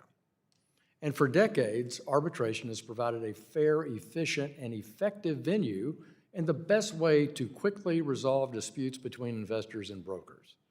Compared to going to court or participating in some sort of a class, arbitration is typically less expensive, it's faster, it's investor-friendly, and it's particularly helpful for small investors, and here's why.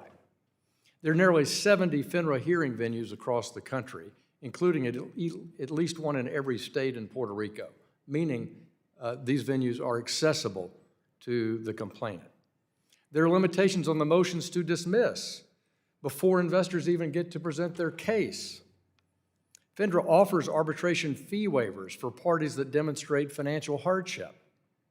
Investors have the right to opt out of arbitration and instead participate in a class action suit, a fact not frequently mentioned by the proponents. And it's a transparent process with public oversight and regulatory supervision from independent regulators. But don't take my word for it or my experience. FINRA itself notes, and I quote, "Dispute resolution methods such as mediation and arbitration are faster and less expensive than a state or federal lawsuit. Investors receive some compensation more than 70% of the time."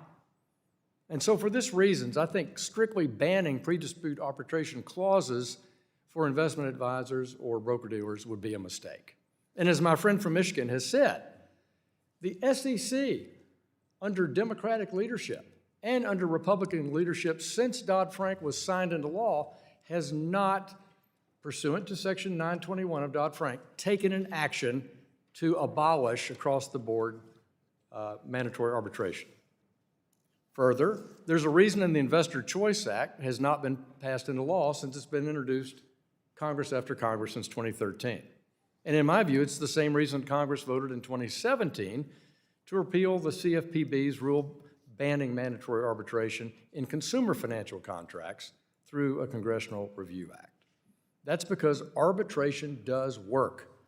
H.R. 2620 would take away one of the best dispute resolutions options for investors that it claims to help. So I urge my colleagues to oppose this proposal, and I yield back the balance of my time. Thank you. I recognize myself for 5 minutes. I thank Mr. Foster for introducing this long overdue investor protection bill. Since the 1980s, the use of forced arbitration clauses has proliferated in the securities industry. Nearly all broker-dealers require their clients to sign an agreement that forces the client into arbitration proceedings and limits their ability to seek justice through the courts. For retail investors, signing these forced arbitration agreements is a condition of opening an account or receiving the services of financial professionals. These agreements also limit an investor's right to join a class action lawsuit and often require a retail investor to resolve disputes through FINRA arbitration. Rather than go any further with my statement, I am going to yield to Mr. Foster because Mr. Huizinga is at a loss, he's confused, and he doesn't understand any of this. So with that, I yield to Mr. Foster. Please explain it to him. Well, first off, I want to thank Mr. Hill for his comments, and I agree with him that arbitration is very often the best procedure for dispute resolution, you know, cheap, efficient, everything he said. But investors should still have the choice. And that is the spirit of this bill. You have to give them the leverage in negotiations to, if they're not getting a fair deal, to take it to the courts. I think it's just fundamental in our, you know, freedom and rights as Americans, and it shouldn't be something that can be signed away. In response to Mr. Huizenga's questions about the final amendment, the SEC study, there's a very subtle point here. If this legislation is passed as it stands and Rule 12-200 is left intact, there will be an asymmetry in that the investors or the consumers will be able to they'll be able to force the proceedings into arbitration, which will not be an option open to the broker-dealers or financial advisors. And so there is an asymmetry if 12-200 is left intact. Maybe that's a good thing, maybe it's not a good thing. The danger that at least I'm sensitive to is that they may take advantage of threatening if the financial advisors are able to force it into the courts and the investor, the consumer, does not have the wherewithal to really hire lawyers and fight this thing. They will just be subject to sort of the threat of, okay, you know, take it to court, enjoy paying for the lawyer, and that will just cause them to give up. And giving the investors the ability to request that it and have that request honored, to move it to arbitration will allow them to take advantage of all the benefits that Mr. Hill mentioned of arbitration. And so the argument for leaving Rule 12-200 in place or not is something that can be argued either way, and I think it's an appropriate fine-tuning of this to look at that after this becomes law. That's the extent of my response to their questions, and I yield back. Thank you. The gentleman from Tennessee, Mr. Rose, is recognized for 5 minutes to strike the last word. Thank you, Madam Chair. I move to strike the last word. The securities arbitration system has worked effectively for decades as it provides a faster, fairer, and lower-cost way to resolve disputes compared to accessing the courts.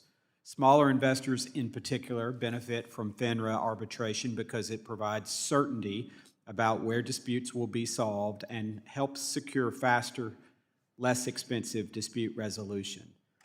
In fact, as Mr. Hill noted, 76% of customers in arbitration receive a recovery. The securities arbitration system has worked effectively for decades because it is subject to public oversight, regulatory oversight by multiple independent regulators, and rules of procedure that benefit investors. If arbitration were to be eliminated, it would not be a win for investors. However, eliminating arbitration would likely significantly benefit trial lawyers. I must oppose H.R. 2620 as this bill is a solution, I believe, in search of a problem. Madam Chair, I yield back the balance of my time.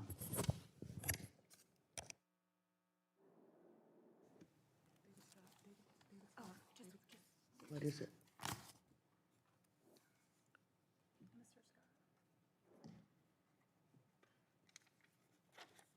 The gentleman from Georgia, Mr. Scott, is recognized for 5 minutes to strike the last word. Thank you, Chair Lady, and I yield my 5 minutes to Mr. Foster. Of which I will use just 15 seconds to reiterate that this will not eliminate arbitration, which is something that has been mentioned again and again. It simply gives the investor the choice to not use arbitration if they don't think it's in their best interest. Thank you. I'll yield back.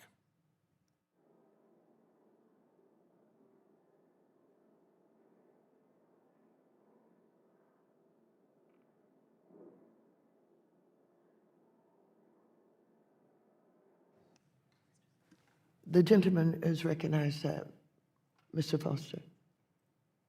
Mr. Scott, I believe I've yielded back yielded to to Mr. you. Scott. Yes. I yield back. The gentleman yields back.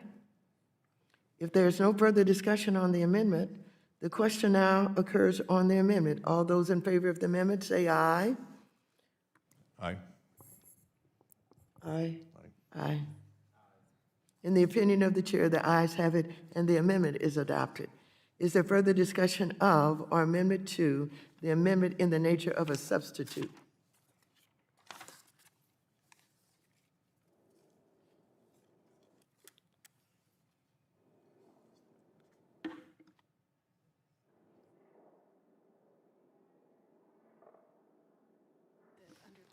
Is there further discussion of or amendment to HR 2620? If not, the question now occurs on approving the amendment in the nature of a substitute as amendment. All those in favor say aye. Aye. Those opposed, no. No. In the opinion of the chair, the ayes have it, and the amendment in the nature of a substitute as amended is agreed to. The question now occurs on ordering HR 2620 as amended to be reported favorably to the House. All those in favor say aye. Aye. Aye. Those opposed, no. No. In the opinion of the chair, the ayes have it. Madam Chair, I request a recorded roll call vote. A recorded vote has been requested. All those in favor of a recorded vote shall raise their hand and be counted. A sufficient number having raised their hands, a recorded vote is so ordered. Pursuant to Section C5 of Committee Rule 3, the vote on this question is postponed.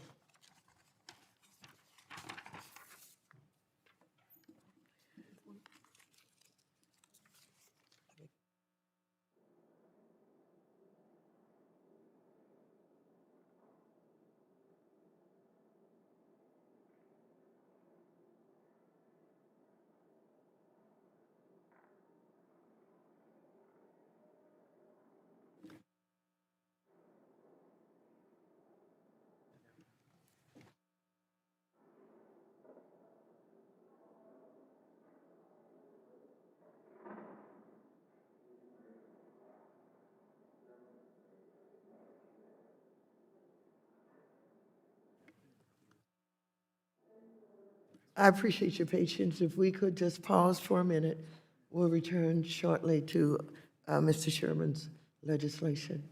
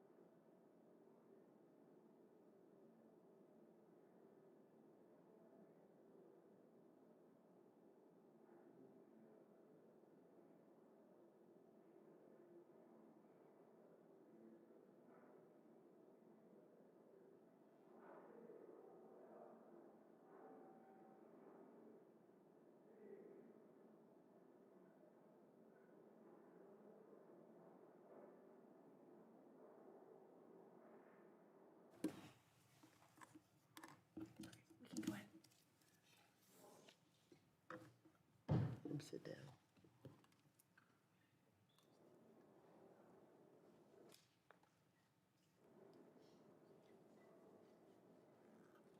Pursuant to notice, I now call up H.R. 5913, the Protecting Investors from Excessive SPACs Fees Act of 2021.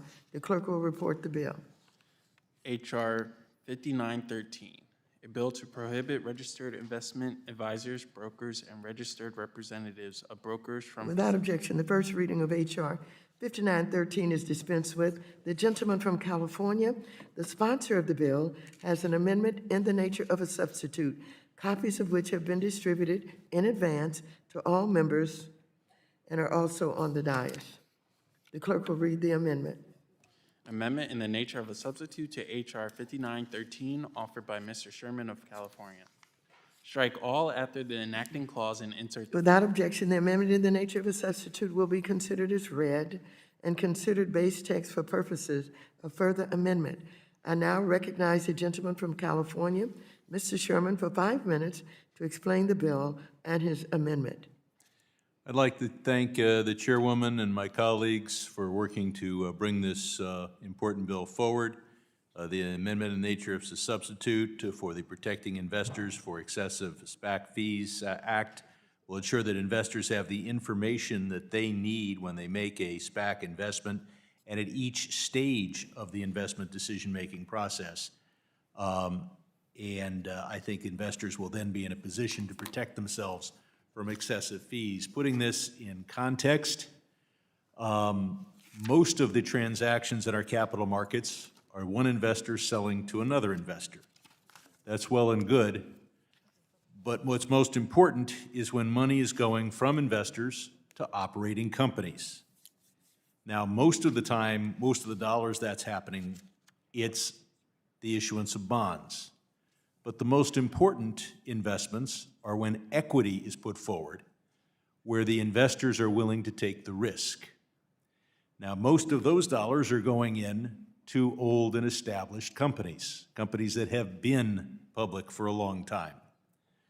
But the most important of the equity dollars are those where the investors are willing to take a risk for a company that has not been public. Traditionally, this was done with a traditional IPO, initial public offering. And since the early 1930s, we have had a system to protect investors and to encourage investors to invest in IPOs. But those rules envisioned that the company would be selling its stock and going public. Now, roughly half the dollars raised are raised not through, raised in an IPO transaction, are raised not through a traditional IPO, but through a SPAC. Since the start of 2020, really just a year and 3 quarters ago, there have been 746 SPACs that have gone public, which is twice the number of new SPACs as in the prior 14 years. Over the course of the last year, SPAC IPOs have collectively raised $75 billion in gross proceeds, representing 48% of all the IPO fundraising. So what this bill does is it requires the SEC to update its disclosure process for a whole new process for taking a company public. We take forms that were originally designed for the traditional IPO and instead require disclosures for a 3-step process. First, when the investors put in their money, the SPAC. Second, the de-SPAC, when investors are told what company their money will buy, on what terms.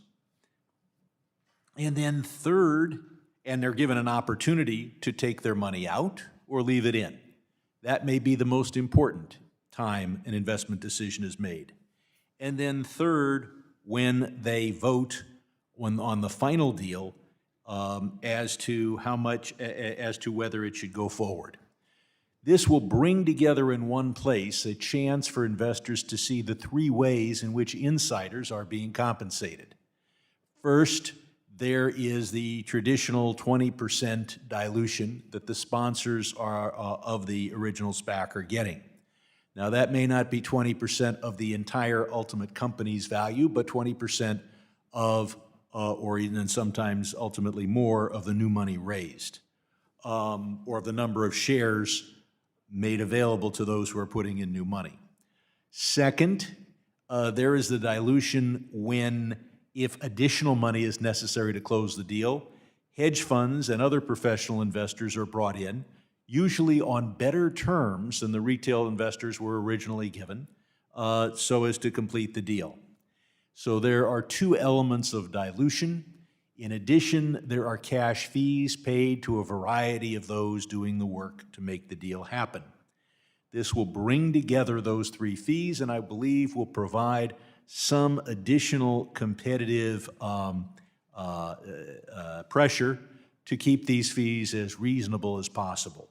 I look forward to both regular IPOs and SPACs providing a mechanism for investor money to take the risk on companies that have not been previously public, and to do so with all the disclosures necessary to make sure that investors are protected and getting a good deal. I yield back.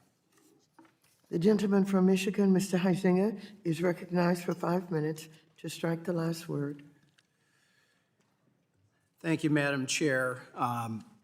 As I move to strike the last word, it is with an intention here to hopefully get a little dialogue with my colleague on this. And again, I would point out this would be great to have another issue on a cap markets subcommittee on. In fact, we did have a hearing on SPACs in May, where Scott Cooper of Andreessen Horowitz pointed out that the SPAC markets have gone through a number of major self-corrections in response to institutional investor input on several aspects of SPACs, and including the size and nature of sponsor promotes and those kinds of things. And I guess that would be one of my questions to the author as we're looking at the promote compensation structure. There is often critics that point to as much as 20% of the value of a SPAC's common shares following an IPO, which is then going to reduce shareholder payouts. That's one of the statistics highlighted in the majority staff markup memo. The previous version of your bill would have prohibited brokers and investment advisors from recommending to retail investors SPACs that grant over 5% of promote to the sponsors. Given all that, it seems that at least your colleagues are concerned about promote compensation and are seeking to address that in the bill. I'm assuming that's part of your motivation? The gentleman is correct in pointing out that this bill is, with the amendment in nature of a substitute, far more modest and I hope far less controversial than the original proposal. Okay, I appreciate that.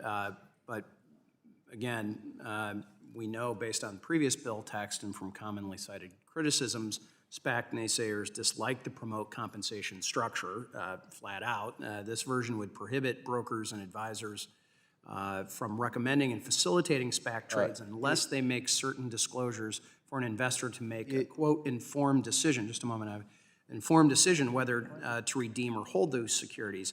The term, quote, informed decision is an unidentified term that only appears once in the Exchange Act and is in a completely different context.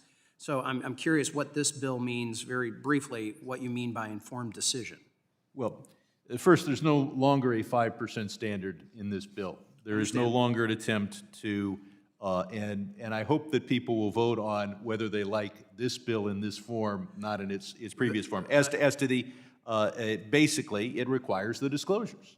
You're not going to be able to do a SPAC without broker-dealers involved, and it requires these disclosures be available. Reclaiming my time on this, are you intending to backdoor SEC substantive determinations on what is or isn't an appropriate amount to promote? I mean, you're trying to hand this to No, SEC? there is nothing in this bill that says 5% is the right amount or 20% is the right amount. With the right, this is purely a disclosure bill. Well, okay. Well, as we had discussed in the previous bill, I don't see the SEC, when given leash, be much of a self-regulator on putting forward those things. So My concern about that is that the SEC is going to see a void and fill it, unlike what our previous bill had, where you've seen no action by the SEC when they had an opportunity. Moving on, is there any provision in federal securities law that you can point to that has a similar prohibition on providing investment advice for securities of businesses that are structured in a perfectly legal but congressionally disfavored manner? Again, the purpose is to require the disclosure. That's a mechanism. I don't know if that mechanism's been used, but there are plenty of bills that require disclosure. I'll take that as a no. And then finally, your bill would require disclosures on the amount of cash per share expected to be held and cash per share depleted under, quote, various redemption scenarios. Your bill also requires disclosure at the length of time of the SPAC sponsors intend to hold the securities. So here's my question. How does your bill requiring these uncertain and forward-looking disclosures square with the premise of the previous, one of the previous bills from Mr. Son Nicolas, that we considered stripping the PSLRA safe harbor for certain forward-looking statements from SPACs? These two things seem to be in conflict. His bill dealt with projecting the business activity of the company. This would simply indicate their current intention with regard to holding the stock. Obviously, that intention can change for many reasons. All right, well, my time is closing out, but I will note that that is called forward-looking, and it looks like we're in conflict with that. With that, I yield back. The gentleman from Ohio, Mr. Gonzalez, is now recognized for 5 minutes to strike the last word. Thank you, Madam Chair. In a way, I appreciate the effort from Mr. Sherman. As I said earlier with Mr. San Nicolas's bill, and I've mentioned in previous committee hearings, I am happy that we have multiple avenues for companies to come public, but SPACs do have some issues around, I would argue, how transparent they are. I think it is hard in many instances for retailers to fully understand the fees that promote the incentive alignment inside of, and that's true from the original IPO to the DSPAC and on through. And so I do think that this is an area of inquiry that's legitimate. Having said that, I think it's premature, given what we've heard. This bill is premature, given what we've heard from Chairman Gensler. Not too long ago, he was before our committee.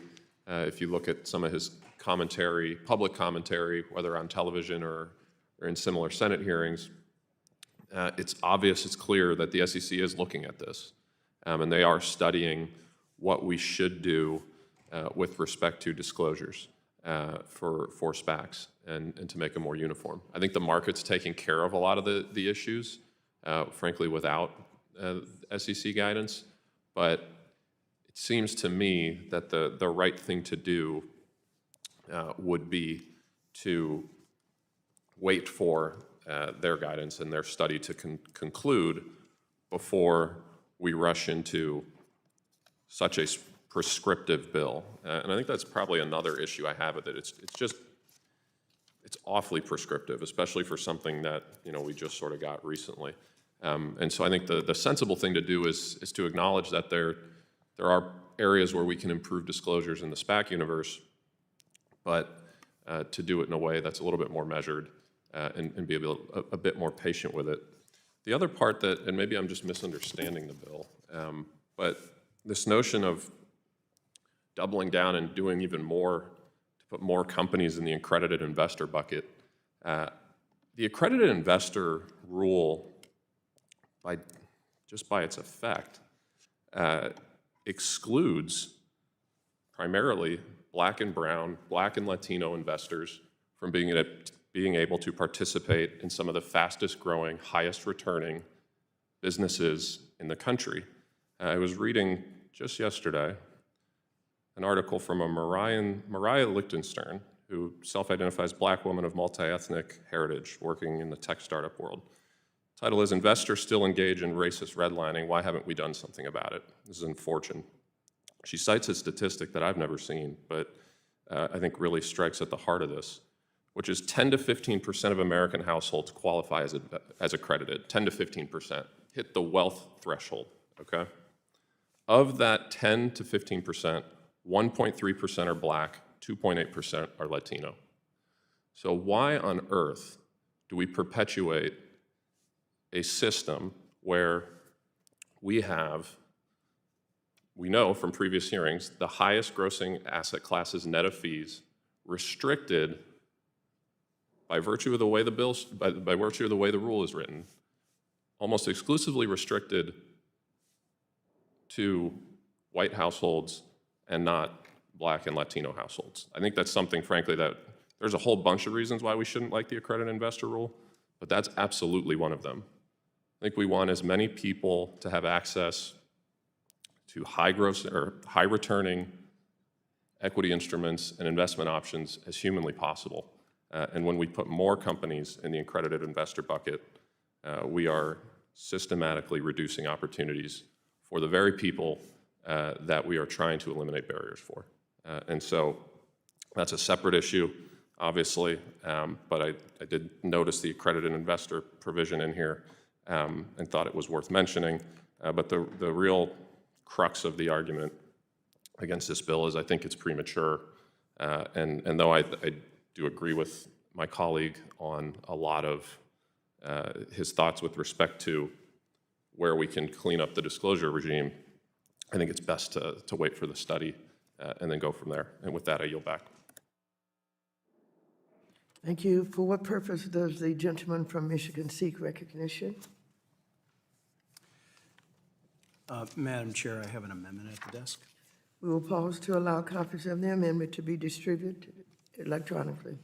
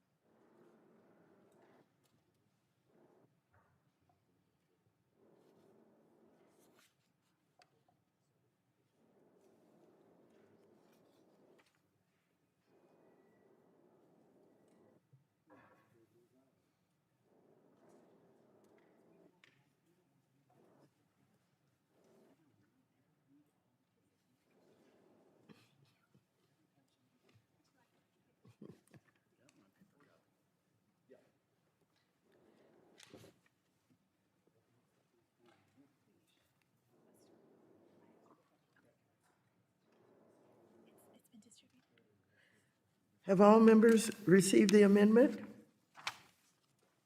If so, I would like to reserve a point of order on the amendment. The clerk will report the amendment.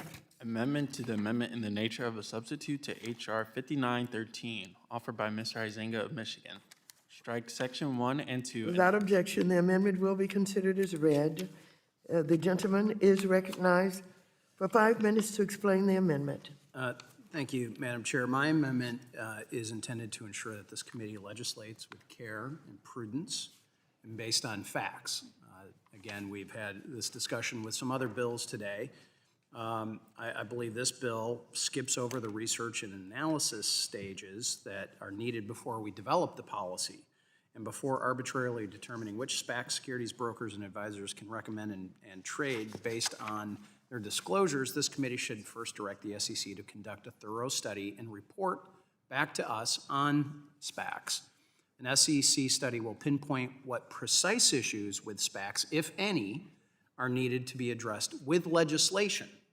That's different than rulemaking. A study will also provide clarity on market realities, including issues that the market is correcting on its own in absence of regulation. Specifically, my amendment directs the SEC to study 1, the economics of SPAC transactions, 2, trading dynamics of SPACs, institutional and retail investor initiatives, incentives, and behavior at each stage of the SPAC lifestyle. In addition, the amendment directs the SEC to examine the ultimate dilution borne by shareholders after the de-SPAC combination. So I understand from the author that there's a number of changes that have been made, including this, the 20% and 5%. But it does seem to me that committee Democrats believe even a minimal amount of promote is bad somehow. So, however, SPAC markets have recently self-corrected on these issues, in large part to the institutional investor class that has put the vast majority of money into these. So, for example, the private investment in public equity investors, or PIPE investors, have increasingly required SPAC sponsors to hold their shares for longer lengths of time following the de-SPAC of the company. This self-correction is also occurring for the size and nature of sponsor promotes, not to mention a recent study found that SPAC sponsors only receive about 7.7% of the combined company following the merger. This is significantly lower than the 20% rate that has been cited in the markup memo by the majority. There is so much more we need to understand about SPACs before we engage in lawmaking that specifically and significantly changes the rules of the road for SPACs. So my amendment is a comprehensive, my amendment and its comprehensive SEC study on SPACs will provide us with the knowledge needed to legislate based on the realities of the SPAC market and not common misunderstandings or invented and created problems. For that reason, I urge the support of my amendment, and I yield back the balance of my time. Thank you. The gentleman from California, Mr. Sherman, is recognized for 5 minutes to strike the last word. I have great respect for the author of the amendment. I must rise in opposition. This bill started as a bill to prohibit. It has now been downscaled, and I think appropriately, to a bill to disclose. But this amendment takes a disclosure bill and turns it into a study bill. It basically guts the bill. We're told that we should just wait, that this is premature. Wait a minute. Half the IPO market does not have appropriate disclosures. We've seen 746 SPACs in just the last year and 3 quarters. We've seen this go twice as many in a year and 3 quarters as it was in the prior 14 years. Now is not the time to wait. We're told that African Americans and working families and Latinos and others will be excluded. The statistics quoted by the gentleman fail to mention that the overwhelming bulk of money that working class people have in the stock market is through their pension plans. And of course, all those pension plans qualify as accredited investors. If you leave out pension plans, you're leaving out 90% of working class investment in our stock markets, and then you're getting the wrong picture. I should have concluded this in my opening statement. This is a bipartisan bill, not because I have co-sponsors here, but because this bill is very similar to the bill introduced by Senator John Kennedy in the Senate. And I should be giving him credit for much of the language. Would that I be apt to give a senator credit for anything. In particular, the gentleman, Mr. Huizenga, raises the question about disclosing cash per share. The provision, the amount of cash per share expected to be held by the special purpose acquisition company immediately prior to the merger under the various redemption scenarios, that language I stole from Senator Kennedy. So it's hard to call that partisan Democratic language or language that, or even language that I personally wrote. So we have a exploding area in terms of size. It deserves disclosure, not prohibition, and we should act now to make sure that investors have the disclosure. After we do that, we can fine-tune those disclosures as appropriate. But to leave, to wait for another 746 SPACs to go forward without appropriate disclosure, I think is a dereliction of our duty. There is this discussion about whether it's 7% or 20%. I think that depends upon how you measure it. Often the typical SPAC might buy a third of, say, a target company. And if you measure what the promoters get of the target company, you'd say maybe it's 7%. If you look at what the promoters get in terms of the new investor's share of the target company, you might say it's 21%. So that's just a matter of what you're looking at. Remember that in the typical SPAC, you're not buying the whole company. You're buying half, a third, a quarter of a company that has been operating and where those who own the company today retain a major share. So this is a bill for which I should give Senator John Kennedy of Louisiana substantial credit. It is a bill that needs to move forward now. It is a bill that should not be gutted by this amendment. It is not a bill that prohibits it is simply a bill that requires disclosure. And Will the gentleman yield for? I will yield. Real briefly, my point in citing that language was not to be in conflict with you or Senator Kennedy. It was asking the question, how does that fit with one of the previous bills earlier today dealing with forward? Forward-looking projections is a term used when you're projecting what your sales of the underlying target company will be 2, 3, 4 years down the road. And that is something that is somewhat unknowable, and that is something we provide liability laws to prevent in the traditional IPO. So where your traditional IPO can't make a projection of the future business operations, we shouldn't allow it, or we should have the same rules for a SPAC as we do in a traditional IPO. That's somebody else's bill. This is a disclosure bill. Please vote for it. Is there further debate on the amendment? Move to strike the last word. Who seeks recognition? Gonzalez from Ohio. Gentleman is recognized for 5 minutes to strike the last word. Thank you, Madam Chair. I'll be brief.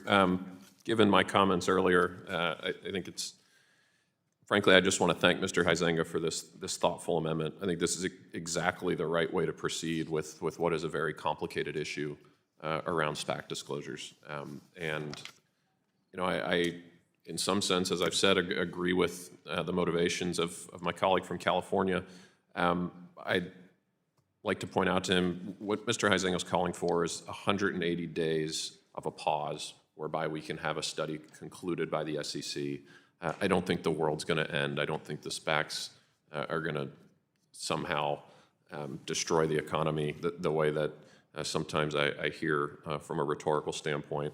I think 180 days is a fine amount of time where we can get the expertise of the SEC. We can allow them to weigh in on this very important issue, which again, we agree in many respects around the motivation. But I think it is premature, and Mr. Huizenga's amendment strikes the perfect balance in my view. And with that, I yield back. Will the gentleman yield? Sure. I agree with your sentiments. The world will not end if we wait 180 days. On the other hand, the world will not end if we move forward with this bill and have it and tell the SEC to go forward with a particular disclosure regime, and then give the SEC the authority to fine-tune that disclosure regime, and then in a few years, perhaps pass another bill that further fine-tunes the disclosure regime. You can say a big chunk of the economy might end if this was a prohibition bill. This is a disclosure bill. None of these disclosures will end the world. Reclaiming my time quickly. Yes. I'm just curious, what is your main objection to just waiting for the SEC? I mean, it doesn't strike me, if you agree that, you know, that the time period isn't that significant, you know, 180 days isn't going to fundamentally change much of anything. Why not just wait for the SEC to weigh in and say, hey, here's, you know, I have a great deal of respect for Senator Kennedy, but, you know, he's not all-knowing on SPACs, just like none of us in this committee are. So I think having the SEC weigh in over a short period of time just feels like the appropriate move. First of all, it's not like we get the study in 180 days. This bill goes to the Senate, where it languishes, et cetera. I have grown old in this room waiting for studies. And I can appreciate I've grown, that. I would say I've grown bald in this room waiting for studies almost completely. And I think that moving forward with a bill that is merely a disclosure bill is not the height of, is the appropriate thing for us to do, given that we're seeing so many SPACs out there without the appropriate disclosure. They're going forward every day. I yield back. Fair, I guess we will agree to disagree. I think the 180 days is absolutely appropriate. I thank Mr. Huizenga for his amendment. It's the right way to go about this, and with that, I yield back. Thank you, Mr. Davidson. The gentleman from Ohio is recognized for 5 minutes to strike the last word. Thank you, Madam Speaker. I move to strike the last word. You know, the study bill has been highlighted, version of it is really the same bill with a ready, aim, fire approach versus ready, fire, aim approach. And frankly, for a government agency to take a little bit of time to aim it more correctly is probably what would end up happening anyway. So one of the bigger things that unfortunately this bill does is it promotes, sadly, the antiquated and arbitrary concept that wealthier individuals retain greater autonomy in their financial investments. It reaffirms the accredited investor rule. We should be going the other way and providing more democratic access to capital. Frankly, part of why SPACs have become so popular is because access to our capital markets has become more restrictive than we would like. So it's highlighting the need to improve upon the regulatory framework that we have. People are perhaps using arbitrage. Maybe this disclosure regime would highlight that. But fundamentally, too few people have access to participate in our capital markets. We need to discuss how we can help everyday investors gain exposure to early-stage investment opportunities. SPACs offer these people the opportunity to gain this kind of exposure in public markets, and disclosure is fine. However, we shouldn't just focus on public markets, but private equity markets. And that's why I introduced the Accredited Investor Self-Certification Act. My bill would allow for individuals who do not meet the current accredited investor threshold to self-certify that they understand the risks of investing in private issuers so that they may then invest in the private market. Put more simply, my bill allows investors to choose how they invest their own money in the private market. We should welcome this rather than look for additional ways to leverage the accredited investor bill rule as this does. So my hope is that the SEC would look at the impact of limiting and reaffirming the accredited investor rule. If it's your money, why should you be deprived of opportunities to invest that money? Some say it's about investor protection, but a more honest description would call it investor deprivation. Frankly, it protects deal flow for people that are already wealthy. So we must embrace the democratization of capital markets, and amendments that do that, even if only with the hope that the study would produce something fruitful, are worth supporting. And for that, I support Mr. Huizenga's. Will the gentleman yield? Yes. If your concern is that this bill somehow doesn't apply to accredited investors, if you'll support the bill, I'll make sure that before it goes to the floor, it applies to accredited investors as well, so that everybody's on the same. I think you're going the wrong way, Mr. Sherman. I want to eliminate the accredited investor. I want disclosures, and so as long as it's disclosed, you'll allow people to invest their own money anywhere. I think we have the makings of a great bill. Let's. I yield back. Okay. But I did make the offer. Need time? Okay, I yield the balance of my time. Thank you. Now, I recognize myself for 5 minutes. The problem with SPACs are clear and well documented. For example, we know that SPAC disclosure is opaque or non-existent. Mr. Gonzalez just described his own concerns with the transparency of SPACs. As I mentioned before, transparency is good for our capital markets because it is good for investors, analysts, insurers, and other stakeholders. The data provided through our own disclosure requirements would benefit all stakeholders. There's a lot of data on SPACs today, and several prominent studies published in peer-reviewed journals. SPACs have been around since 1990s. Today, SPAC sponsors are paid a 20% promote, a payment structure similar to the 20% performance fee charged by private equity.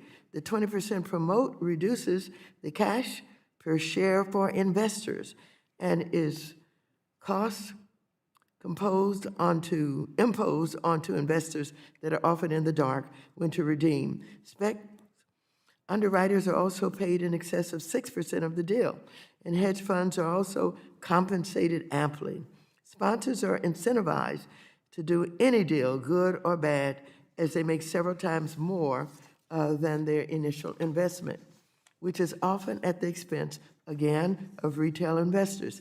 There's an example of a billionaire casino owner who raised money from investors through a SPAC and merged the SPAC with another one of his companies and paid down the debt of the second company with the proceeds he had raised from SPAC investors. This kind of self-dealing is a huge problem, and it happens because there is a lack of disclosure. By not taking action today and instead striking the rulemaking authority and requiring the SEC to study the issue, the harm posed to investors will continue.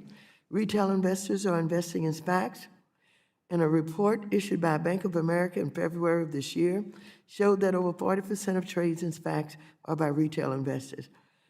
What we are doing here today would empower these and other investors with information about how sophisticated and deep-pocketed financial players' practices are being paid and how they could affect the retail investors' bottom line.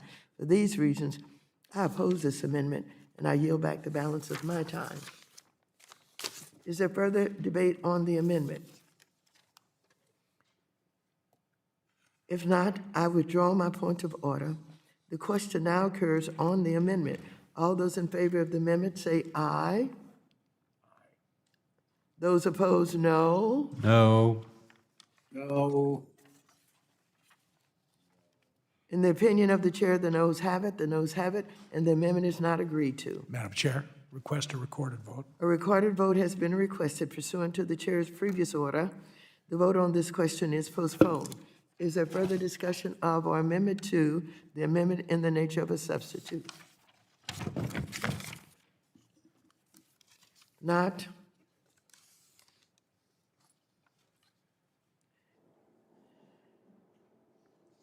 This is 5993. It's the same one. If there are no further amendments, without objections, the previous question is ordered on HR 5913 and pursuant to Section C5 of Committee Rule 3, further proceedings on the pending amendments are postponed. Pursuant to notice, I now call of HR 2311, the Credit Union Governance Modernization Act of 2021. The clerk will report the bill. HR 2311, a bill to amend the Federal Credit Union Act to modernize certain processes regarding expulsion of credit union members. Without objection, the first reading of HR 2311 is dispensed with. The gentleman from Minnesota, the sponsor of the bill, has an amendment in the nature of a substitute, copies of which have been distributed in advance to all members and are also on the dais. The clerk will read the amendment.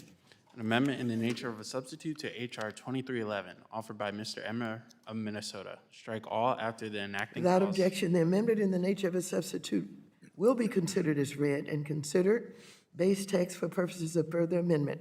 I now recognize the gentleman from Minnesota, Mr. Emmer, for 5 minutes to explain the bill and his amendment. Thank you, Madam Chair. I'm going to start by asking for unanimous consent to submit the following to the record. For the record, Affinity Plus Federal Credit Union testimony, Highway Federal Credit Union testimony stories, stories from the Credit Union from Tennessee, stories or testimony from the Credit Union from South Dakota, similar from SynFed Credit Union in Ohio, America First Credit Union in Alabama, Apple Credit Union in Virginia, and the California Credit Union League.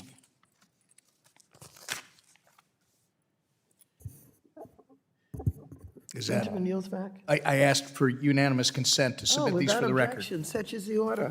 Thank you. Again, thank you, Chair Waters. I work with my friend from Colorado, Chair Perlmutter, on the bill, the Credit Union Governance Modernization Act. And I think we can all agree that Americans should have access to safe and reliable financial services. To ensure protection, federal credit unions must have a streamlined process for removing dangerous members from the credit union. Up until now, we have failed in providing this for our federal credit unions and for our constituents because the current law is actually outdated and ineffective. I've heard from credit unions all over the country, as referenced by what was just submitted for the record, detailing case after case of dealing with credit union members who make credit union employees and members feel unsafe. For example, Highway Federal Credit Union in my home state of Minnesota dealt with a member who repeatedly harassed and stalked female employees and eventually threatened the employees with a knife.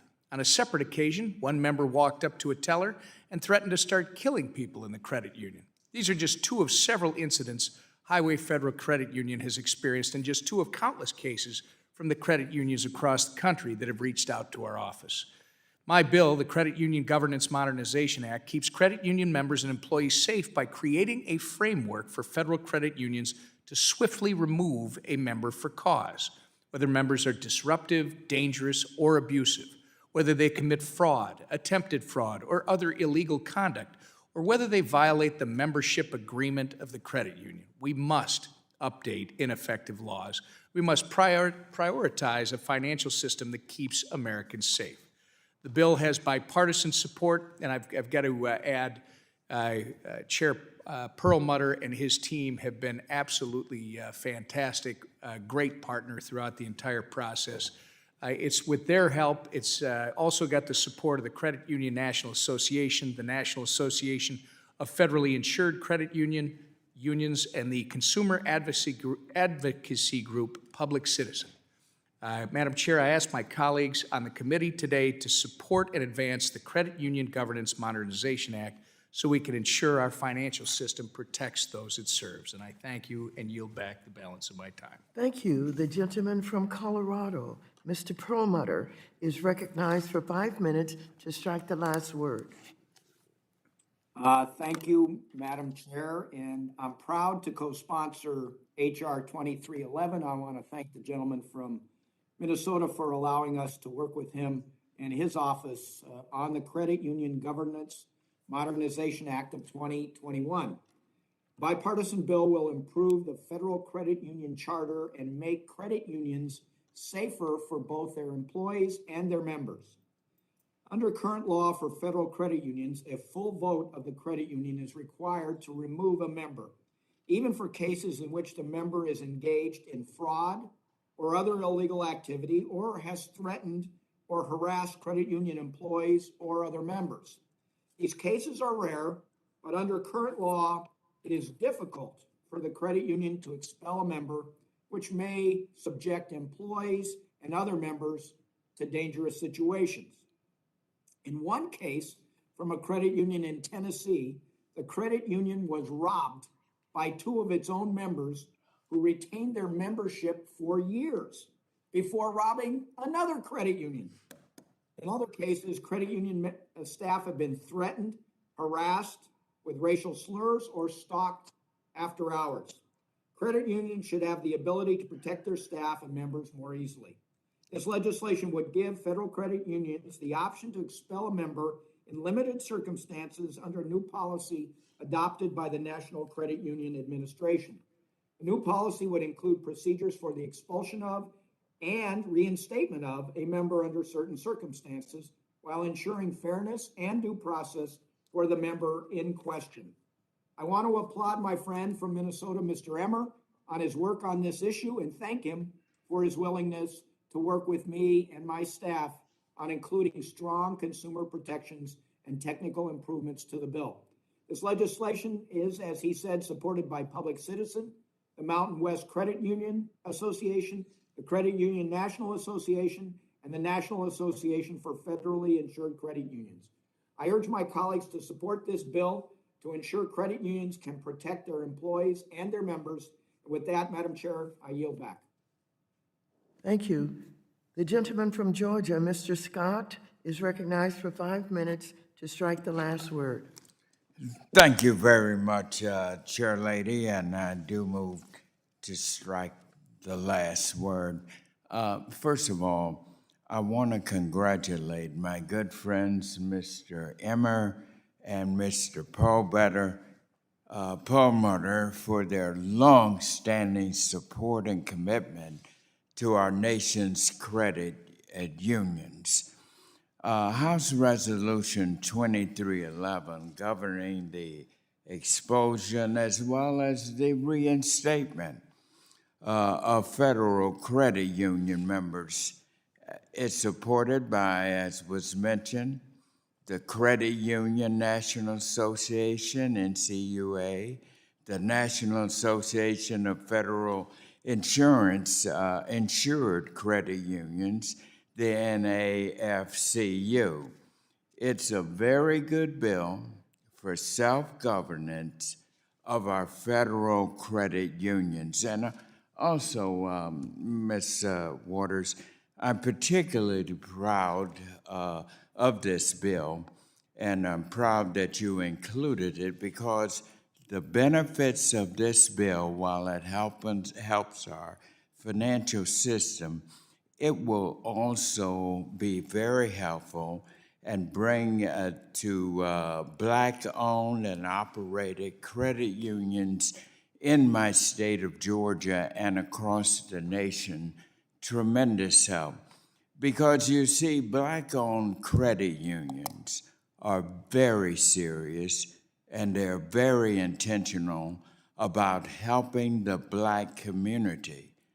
Most of our Black credit unions are what we call community development financial institutions, which means they bring valuable financial services to underserved and low to moderate income areas, and ensuring that they have the ability to address illegal activity, modernize internal operations is paramount to the continued success of serving some of our most vulnerable communities.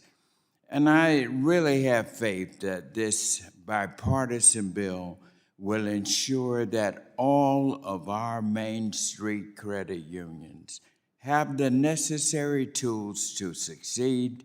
And certainly I urge all my colleagues to vote for this very important bill.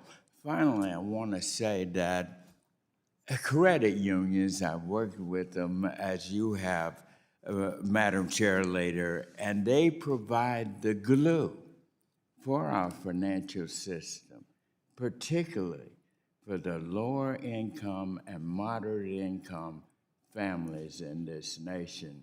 So I'm very delighted to work with you again.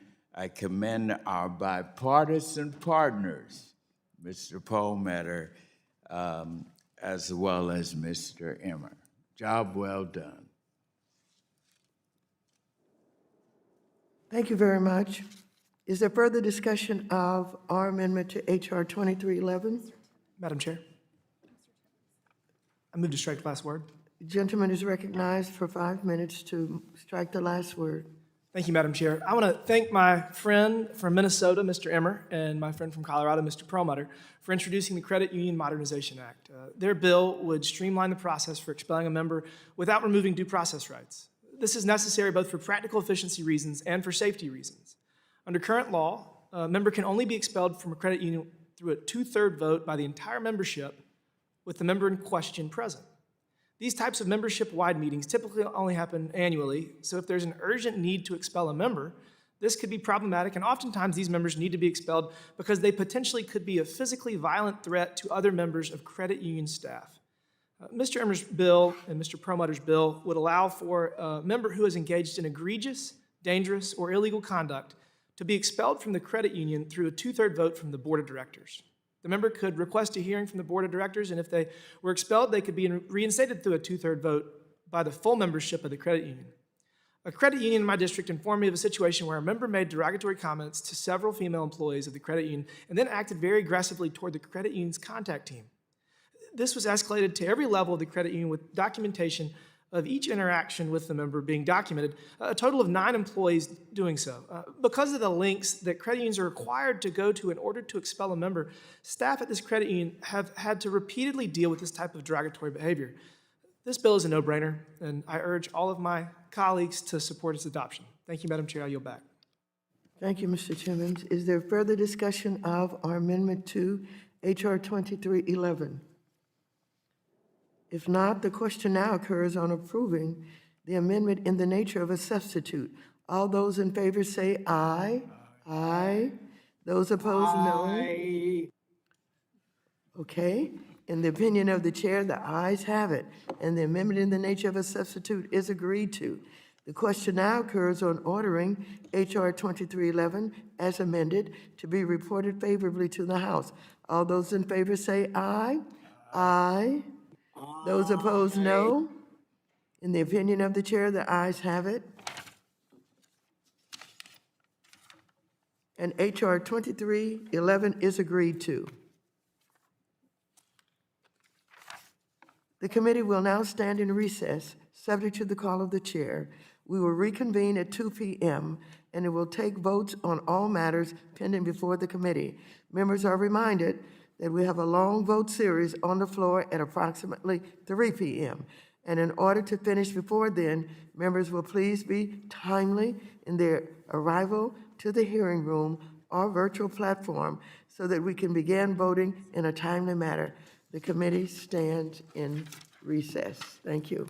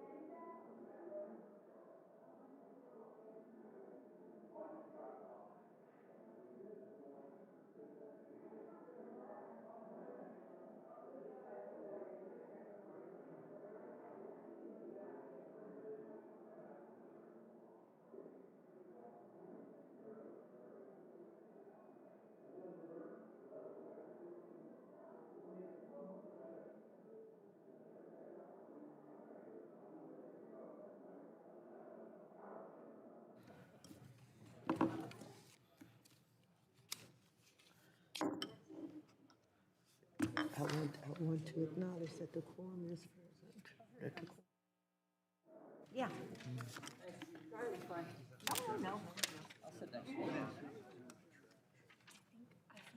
Get my guns.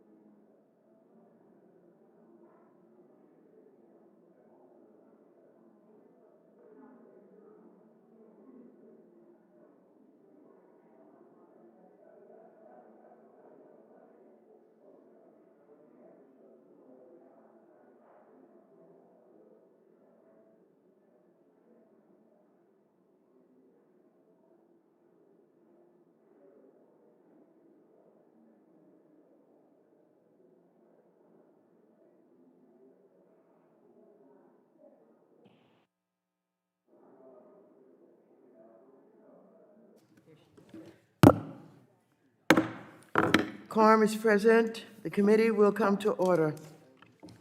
Before we begin, I want to review the process.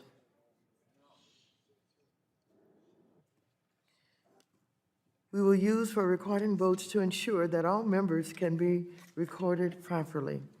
The clerk will call a member's name twice if a response is not heard the first time. Further, at the end of the roll, the clerk will call the names of any members whose votes were not recorded. Therefore, any members who are unsure if their vote was recorded should refrain from seeking recognition and allow the clerk to continue calling the roll. Members on the platform are reminded that the majority and minority clerks will be verifying that members are both visible and audible in order for their vote to be counted. The chair will now call for the votes that were postponed on H.R. 5910. Without objection, the committee will consider the amendments offered by Mr. Huizinga and Mr. Stile as en bloc. The question now occurs on the amendments on en bloc H.R. 5910. The clerk will call the roll. Mrs. Maloney. No. Mrs. Maloney votes no. Ms. Velasquez. No. Ms. Velasquez votes no. Mr. Sherman. No. Mr. Sherman votes no. Mr. Meeks. Mr. Meeks. Mr. Scott. Mrs. Scott votes no. Mr. Scott votes no. Mr. Green. Green votes Mr. Green votes no. Mr. Cleaver.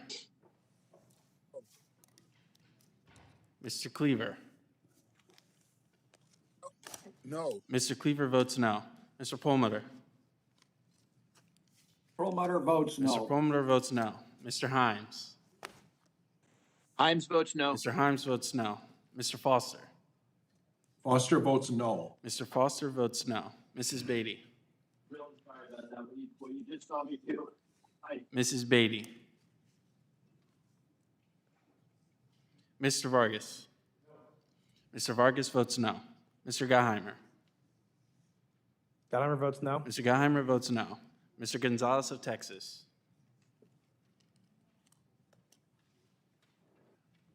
Mr. Gonzalez of Texas. Mr. Lawson. No. Mr. Lawson votes no. Mr. San Nicolas. Mr. Nicolas votes no. Mr. San Nicolas votes no. Ms. Axney. No. Ms. Axney votes no. Mr. Caston. Mr. Caston. Gaston votes no. Mr. Caston votes no. Ms. Presley. Presley votes no. Ms. Presley votes no. Mr. Torres. Torres votes no. Mr. Torres votes no. Mr. Lynch? Mr. Lynch votes no. Ms. Adams? Adams votes no. Ms. Adams votes no. Ms. Tlaib? Tlaib votes no. Ms. Tlaib votes no. Ms. Dean? No.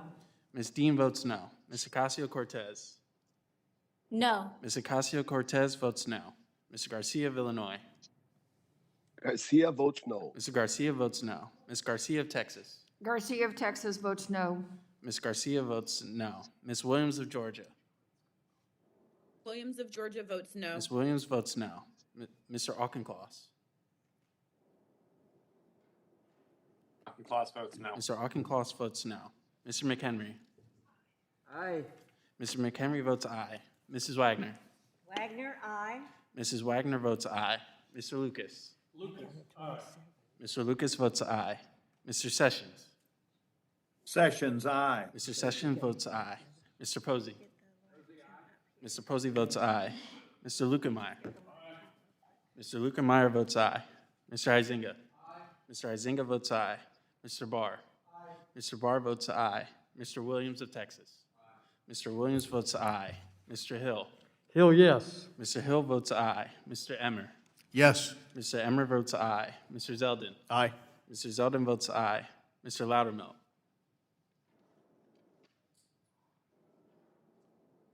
Mr. Loudermilk?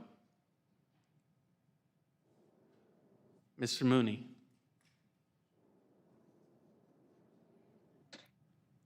Mr. Mooney? Mr. Davidson? Davidson votes aye. Mr. Davidson votes aye. Mr. Budd? Aye. Mr. Budd votes aye. Mr. Kustoff? Aye. Mr. Kustoff votes aye. Mr. Hollingsworth? Mr. Hollingsworth votes aye. Mr. Gonzalez of Ohio? Mr. Gonzalez votes aye. Mr. Rose? Rose votes yes. Mr. Rose votes aye. Mr. Stile? Style votes aye. Mr. Stile votes aye. Mr. Gooden? Gooden votes aye. Mr. Gooden votes aye. Mr. Timmons?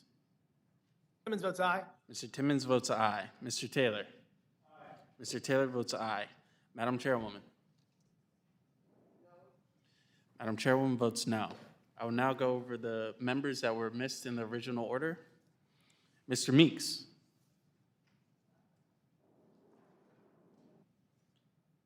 Mrs. Beatty?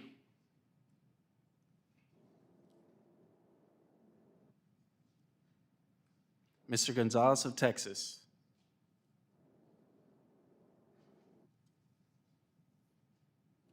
Mr. Loudermilk?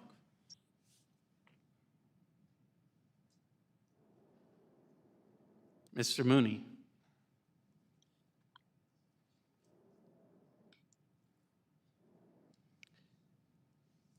And that concludes that vote, Madam Chairwoman.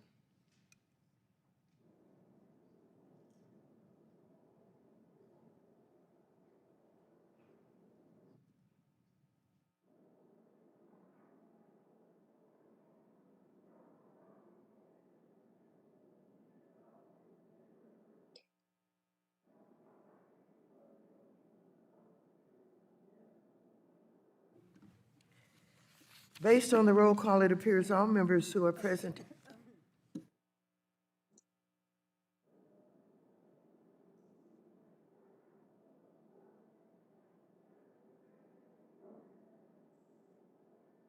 Based on the roll call, it appears all members who are present have voted. Does any member wish to change his or her vote? If not, the clerk will report. With that vote, Madam Chair, we have 27 ayes and 22 noes. Majority having voted against the amendments are not agreed to. The question now occurs on adoption of the amendment in the nature of a substitute offered by Mr. San Nicolas. All those in favor say aye. Madam Chair, Yes. I'm sorry. For Oh. that vote, we have 27 noes and 22 ayes. Yes. Yes, that's what I have. Thank you. Let me just make sure that we go back. A majority haven't voted against the amendments. The amendments are not agreed to. The question now occurs on adoption of the amendment in the nature of a substitute offered by Mr. San Nicolas. All those in favor say aye. Those, Aye. those opposed, no. No. In the opinion of the chair, the ayes have it. The ayes have it, and the amendment in the nature of a substitute is agreed to. The question now occurs on ordering H.R. 5910 as amended to be reported favorably to the House. All those in favor? Madam Chair, Yes, I'd like to ask for a recorded vote.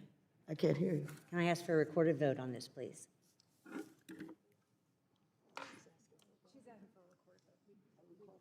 Okay. Hold it.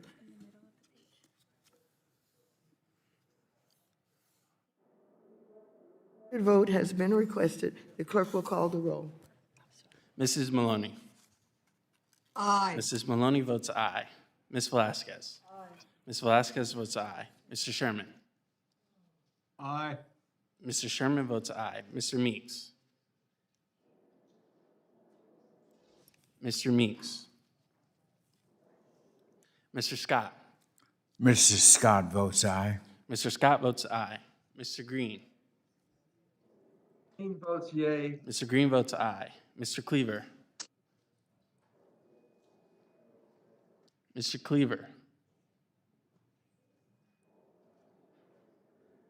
Aye. Mr. Cleaver votes aye. Mr. Perlmutter. Man, that was one of the most painful ayes I ever heard. Aye.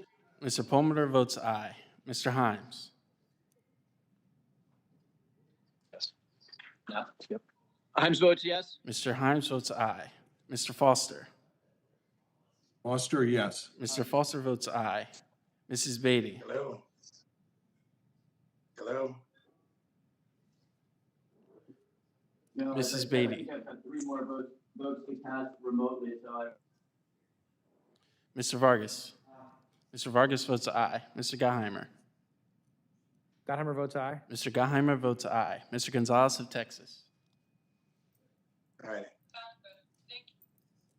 Mr. Gonzalez of Texas.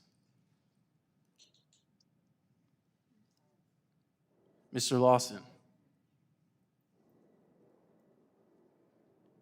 Mr. Lawson.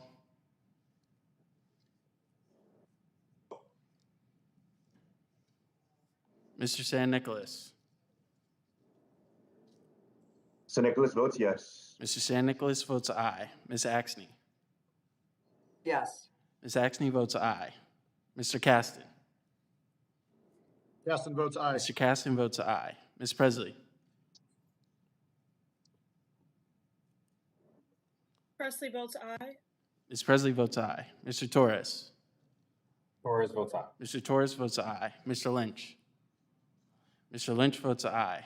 Ms. Adams. Adams votes aye. Ms. Adams votes aye. Ms. Talib. Talib votes aye. Ms. Talib votes aye. Ms. Dean. Aye. Ms. Dean votes aye. Ms. Ocasio-Cortez. Ms. Ocasio-Cortez. Mr. Garcia of Illinois. Garcia of Illinois is yes. Mr. Garcia votes aye. Ms. Garcia of Texas. Garcia of Texas votes aye. Ms. Garcia votes aye. Ms. Williams of Georgia. Williams of Georgia votes aye. Ms. Williams votes aye. Mr. Auchincloss. Mr. Clerk, can I have clarification on the bill number? This is the final passage of 5910. Auchincloss votes no. Mr. Auchincloss votes no. Mr. McHenry. Mr. McHenry votes no. Mrs. Wagner. Hello. Mrs. Wagner votes no. Mr. Lucas. Mr. Lucas votes no. Mr. Sessions. Sessions votes no. Mr. Sessions votes no. Mr. Posey. Mr. Posey votes no. Mr. Lukemeyer. Mr. Lukemeyer votes no. Mr. Huizenga. Mr. Huizenga votes no. Mr. Barr. Mr. Barr votes no. Mr. Williams of Texas. Mr. Williams votes no. Mr. Hill. Mr. Hill votes no. Mr. Emmer. No. Mr. Emmer votes no. Mr. Zeldin. No. Mr. Zeldin votes no. Mr. Loudermilk.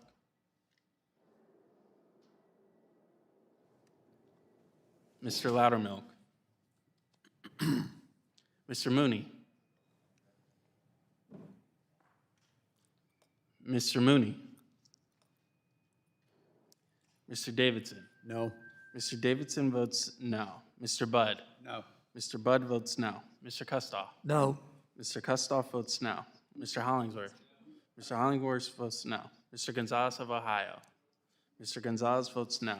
Mr. Rose. Rose votes no. Mr. Rose votes no. Mr. Stile. Style votes no. Mr. Stile votes no. Mr. Gooden. Gooden votes no. Mr. Gooden votes no. Mr. Timmons. Timmons votes no. Mr. Timmons votes no. Mr. Taylor. Mr. Taylor votes no. Madam Chairwoman. Madam Chairwoman votes aye. I will now go over the members that were missed in the previous order. Mr. Meeks. Aye. Mr. Meeks votes aye. Mr. Gonzalez of Texas.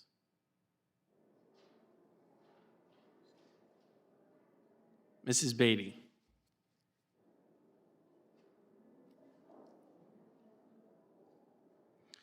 Mr. Lawson.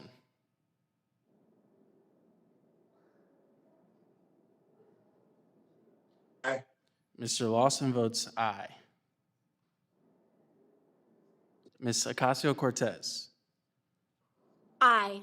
Ms. Ocasio-Cortez votes aye. Mr. Loudermilk.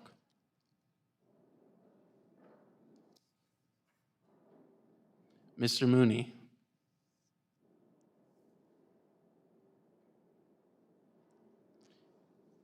And that concludes that vote, Madam Chairwoman. Based on the roll call, it appears all members who are present have voted. Does any member wish to change his or her vote? If not, the clerk will report.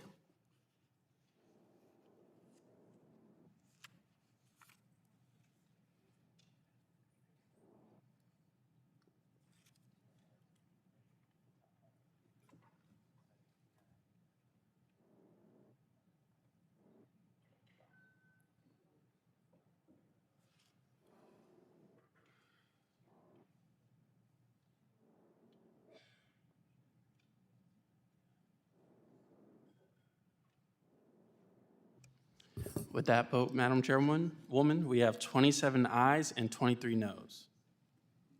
A majority having voted in favor, H.R. 5910, as amended, is reported favorably to the House.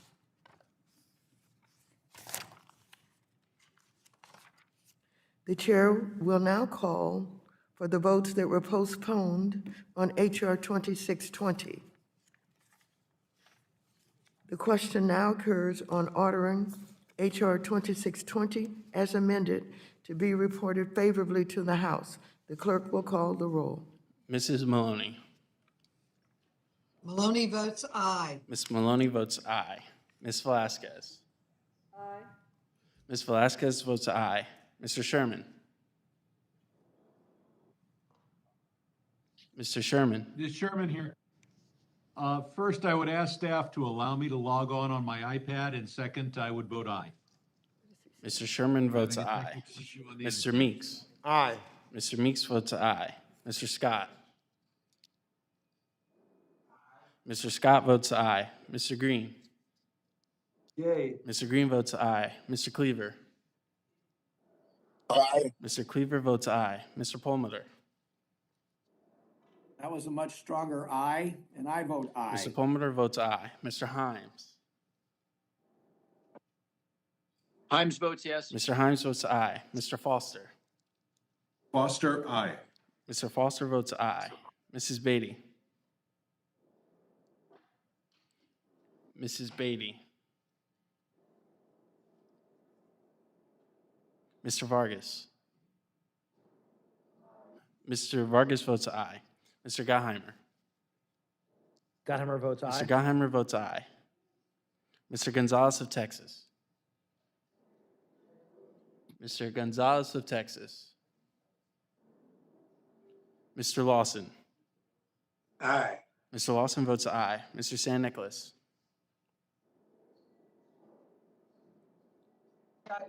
Just if you could focus on Mr. that. San Nicolas. Ms. Axney. Ms. Axney votes aye. Mr. Caston. Gaston votes aye. Mr. Caston votes aye. Ms. Presley. Presley votes aye. Ms. Presley votes aye. Mr. Torres. Torres votes aye. Mr. Torres votes aye. Mr. Lynch. Mr. Lynch votes aye. Ms. Adams. Adams votes aye. Ms. Adams votes aye. Ms. Tlaib. Talib votes yes. Ms. Tlaib votes aye. Ms. Dean. Aye. Ms. Dean votes aye. Ms. Ocasio-Cortez. Ms. Ocasio-Cortez. Aye. Ms. Ocasio-Cortez votes aye. Mr. Garcia of Illinois. Aye. Mr. Garcia votes aye.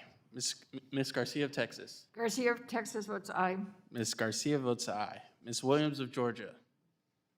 Williams of Georgia votes aye. Ms. Williams votes aye. Mr. Auchincloss.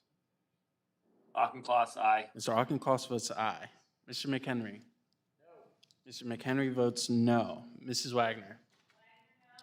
Ms. Wagner votes no. Mr. Lucas. Mr. Lucas votes no. Mr. Session. Sessions, Mr. Sessions votes no. Mr. Posey. Mr. Posey votes no. Mr. Lukemeyer. Mr. Lukemeyer votes no. Mr. Huizinga. Mr. Huizinga votes no. Mr. Barr. Mr. Barr votes no. Mr. Williams of Texas. Mr. Williams votes no. Mr. Hill. Mr. Hill votes no. Mr. Emmer. No. Mr. Emmer votes no. Mr. Zeldin. No. Mr. Zeldin votes no. Mr. Loudermilk. Mr. Loudermilk. Mr. Mooney. No. Mr. Mooney votes no. Mr. Davidson. No. Mr. Davidson votes no. Mr. Budd. Mr. Budd votes no. Mr. Kustoff. No. Mr. Kustoff votes no. Mr. Hollingsworth. Mr. Hollingsworth votes no. Mr. Gonzalez of Ohio.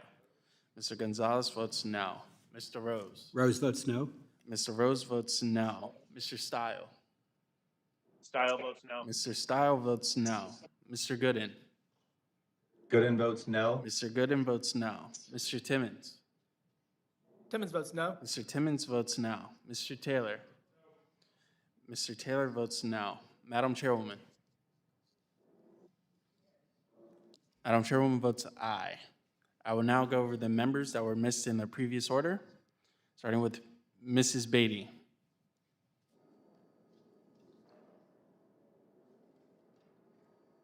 Mr. Gonzalez of Texas.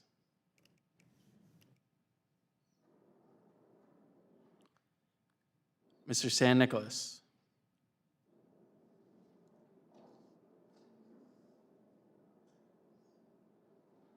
Mr. Loudermilk.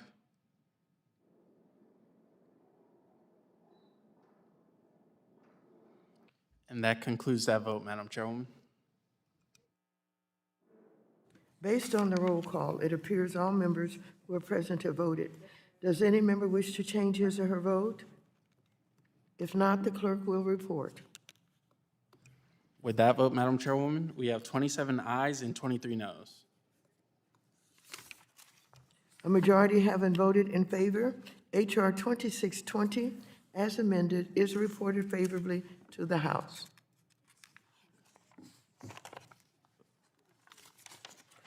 The chair will now call for the votes that were postponed on H.R. 5913. The question now occurs on the Huizinga Amendment to H.R. 5913. The clerk will call the roll.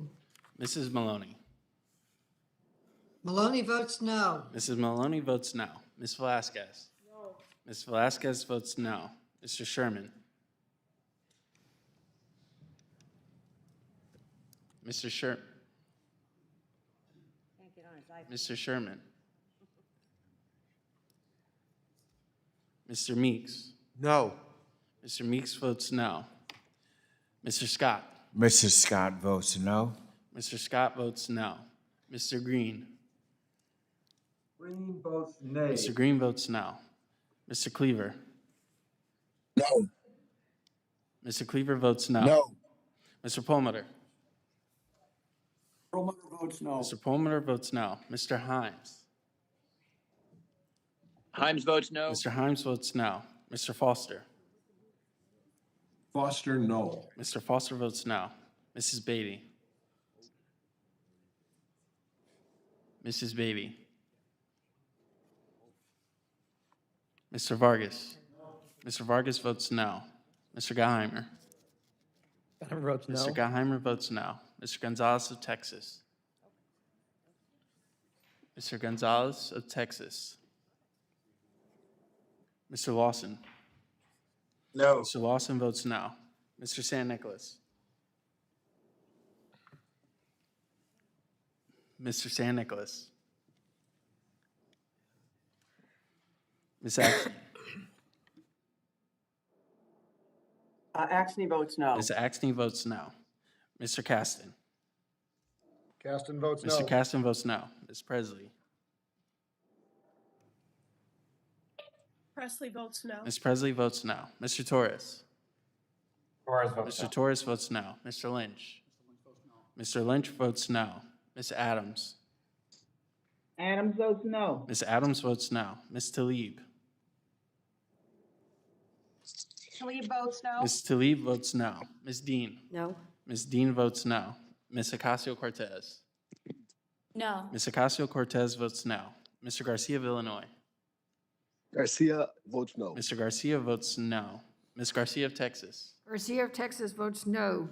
Ms. Garcia votes no. Ms. Williams of Georgia. Williams of Georgia votes no. Ms. Williams votes no. Mr. Auchincloss. Claus, no. Mr. Auchincloss votes no. Mr. McHenry. Mr. McHenry votes aye. Mrs. Wagner. Mrs. Wagner votes aye. Mr. Lucas. Mr. Lucas votes aye. Mr. Sessions. Sessions votes aye. Mr. Sessions votes aye. Mr. Posey. Mr. Posey votes aye. Mr. Lukemeyer. Mr. Lukemeyer votes aye. Mr. Huizinga. Mr. Huizinga votes aye. Mr. Barr. Mr. Barr votes aye. Mr. Williams of Texas. Mr. Williams votes aye. Mr. Hill. Mr. Hill votes aye. Mr. Emmer. Yes. Mr. Emmer votes aye. Mr. Zeldin. Aye. Mr. Zeldin votes aye. Mr. Loudermilk.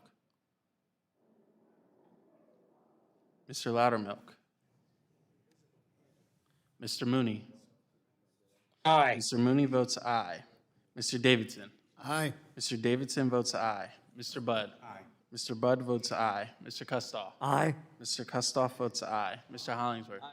Mr. Hollingsworth votes aye. Mr. Gonzalez of Ohio. Mr. Gonzalez votes aye. Mr. Rose. Rose votes yes. Mr. Rose votes aye. Mr. Stile. Style votes aye. Mr. Stile votes aye. Mr. Gooden. Gooden votes Mr. Gooden votes aye. Mr. Timmons. Timmons votes aye. Mr. Timmons votes aye. Mr. Taylor.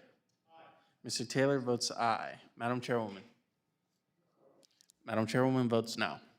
And I will go over the members that were missed in the previous order. Mr. Sherman.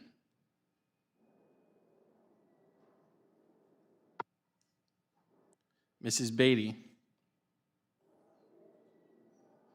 Mr. Gonzalez of Texas. Mr. San Nicolas. Mr. Nicolas votes no. Mr. San Nicolas votes no. Mr. Loudermilk.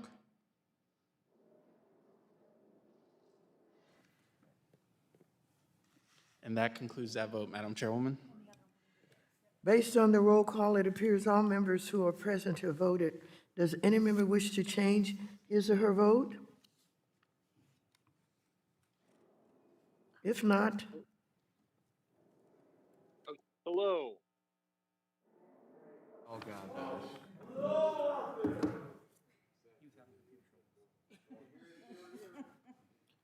Mr. Sherman, are you on? Can't figure out the iPhone. If not, the clerk will report. With that vote, Madam Chairwoman, we have 23 ayes and 27 noes. A majority having voted against the amendment is not agreed to. The question now occurs on adoption of the amendment in the nature of a substitute offered by Mr. Sherman. All those in favor say aye. Aye. Those opposed, no. No. In the opinion of the chair, the ayes have it, and the amendment in the nature of a substitute is agreed to. The question now occurs on ordering H.R. 5913 as amended to be reported favorably to the House. All those in favor say aye. Aye. Those opposed, no. No. In the opinion of the chair, the ayes And have ask it, for a and recorded the vote. ayes have it. and Ask for a recorded H- vote. The recorded vote has been requested. The clerk will call the roll. Mrs. Maloney. Maloney votes aye. Mrs. Maloney votes aye. Done? Ms. Velazquez. Aye. Ms. Velazquez votes aye. Mr. Sherman. Aye. Mr. Sherman votes aye. Mr. Meeks. Aye. Mr. Meeks votes aye. Mr. Scott. Aye. Mr. Scott votes aye. Mr. Green. Green votes yea. Mr. Green votes aye. Mr. Cleaver. Aye. Mr. Cleaver votes aye. Aye. Mr. Perlmutter. Perlmutter votes aye. Mr. Perlmutter votes aye. Mr. Himes. Himes votes Mr. aye. Himes votes aye. Mr. Foster. Foster, aye. Mr. Foster votes aye. Mrs. Beatty. Mrs. Beatty. Mr. Vargas. Mr. Vargas votes aye. Mr. Geheimer. Mr. Geheimer votes aye. Mr. Gonzalez of Texas. I believe you are muted, Mr. Gonzalez of Texas votes aye. Mr. Gonzalez votes aye. Mr. Lawson. Mr. Lawson. Mr. Lawson votes aye. Mr. San Nicolas. Mr. Nicholas votes Mr. yes. San Nicolas votes aye. Ms. Axney. Ms. Aye. Axney votes aye. Mr. Caston. Mr. Caston. Gaston votes aye. Mr. Caston votes aye. Ms. Presley. Presley votes aye. Ms. Presley votes aye. Mr. Torres. Mr. Torres. Mr. Torres votes aye. Mr. Lynch. Mr. Lynch votes aye. Ms. Adams. Adams votes aye. Ms. Adams votes aye. Ms. Tlaib. Tlaib votes aye. Ms. Tlaib votes aye. Ms. Dean. Aye. Ms. Dean votes aye. Ms. Ocasio-Cortez. Ms. Ocasio-Cortez votes aye. Mr. Garcia of Illinois. Garcia votes aye. Mr. Garcia votes aye. Ms. Garcia of Texas. Garcia of Texas votes aye. Ms. Garcia votes aye. Ms. Williams of Georgia. Williams of Georgia votes aye. Ms. Williams votes aye. Mr. Auchincloss. Auchincloss votes aye. Mr. Auchincloss votes aye. Mr. McHenry.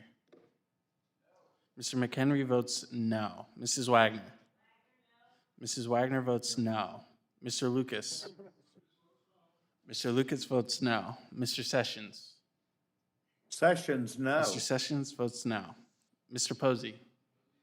Mr. Posey votes no. Mr. Lukemeyer. Mr. Lukemeyer votes no. Mr. Huizinga. Mr. Huizinga votes no. Mr. Barr. Mr. Barr votes no. Mr. Williams of Texas. No. Mr. Williams votes no.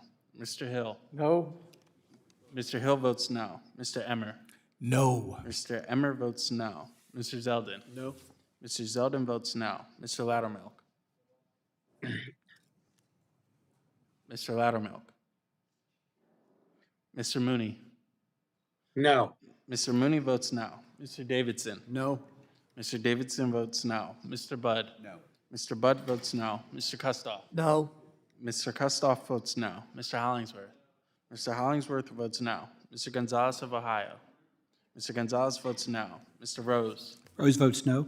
Mr. Rose votes no. Mr. Style. Style votes no. Mr. Style votes no. Mr. Gooden? Gooden votes no. Mr.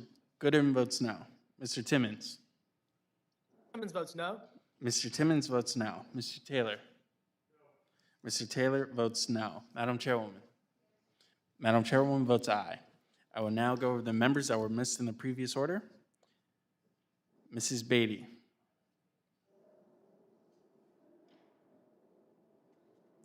Mr. Loudermilk?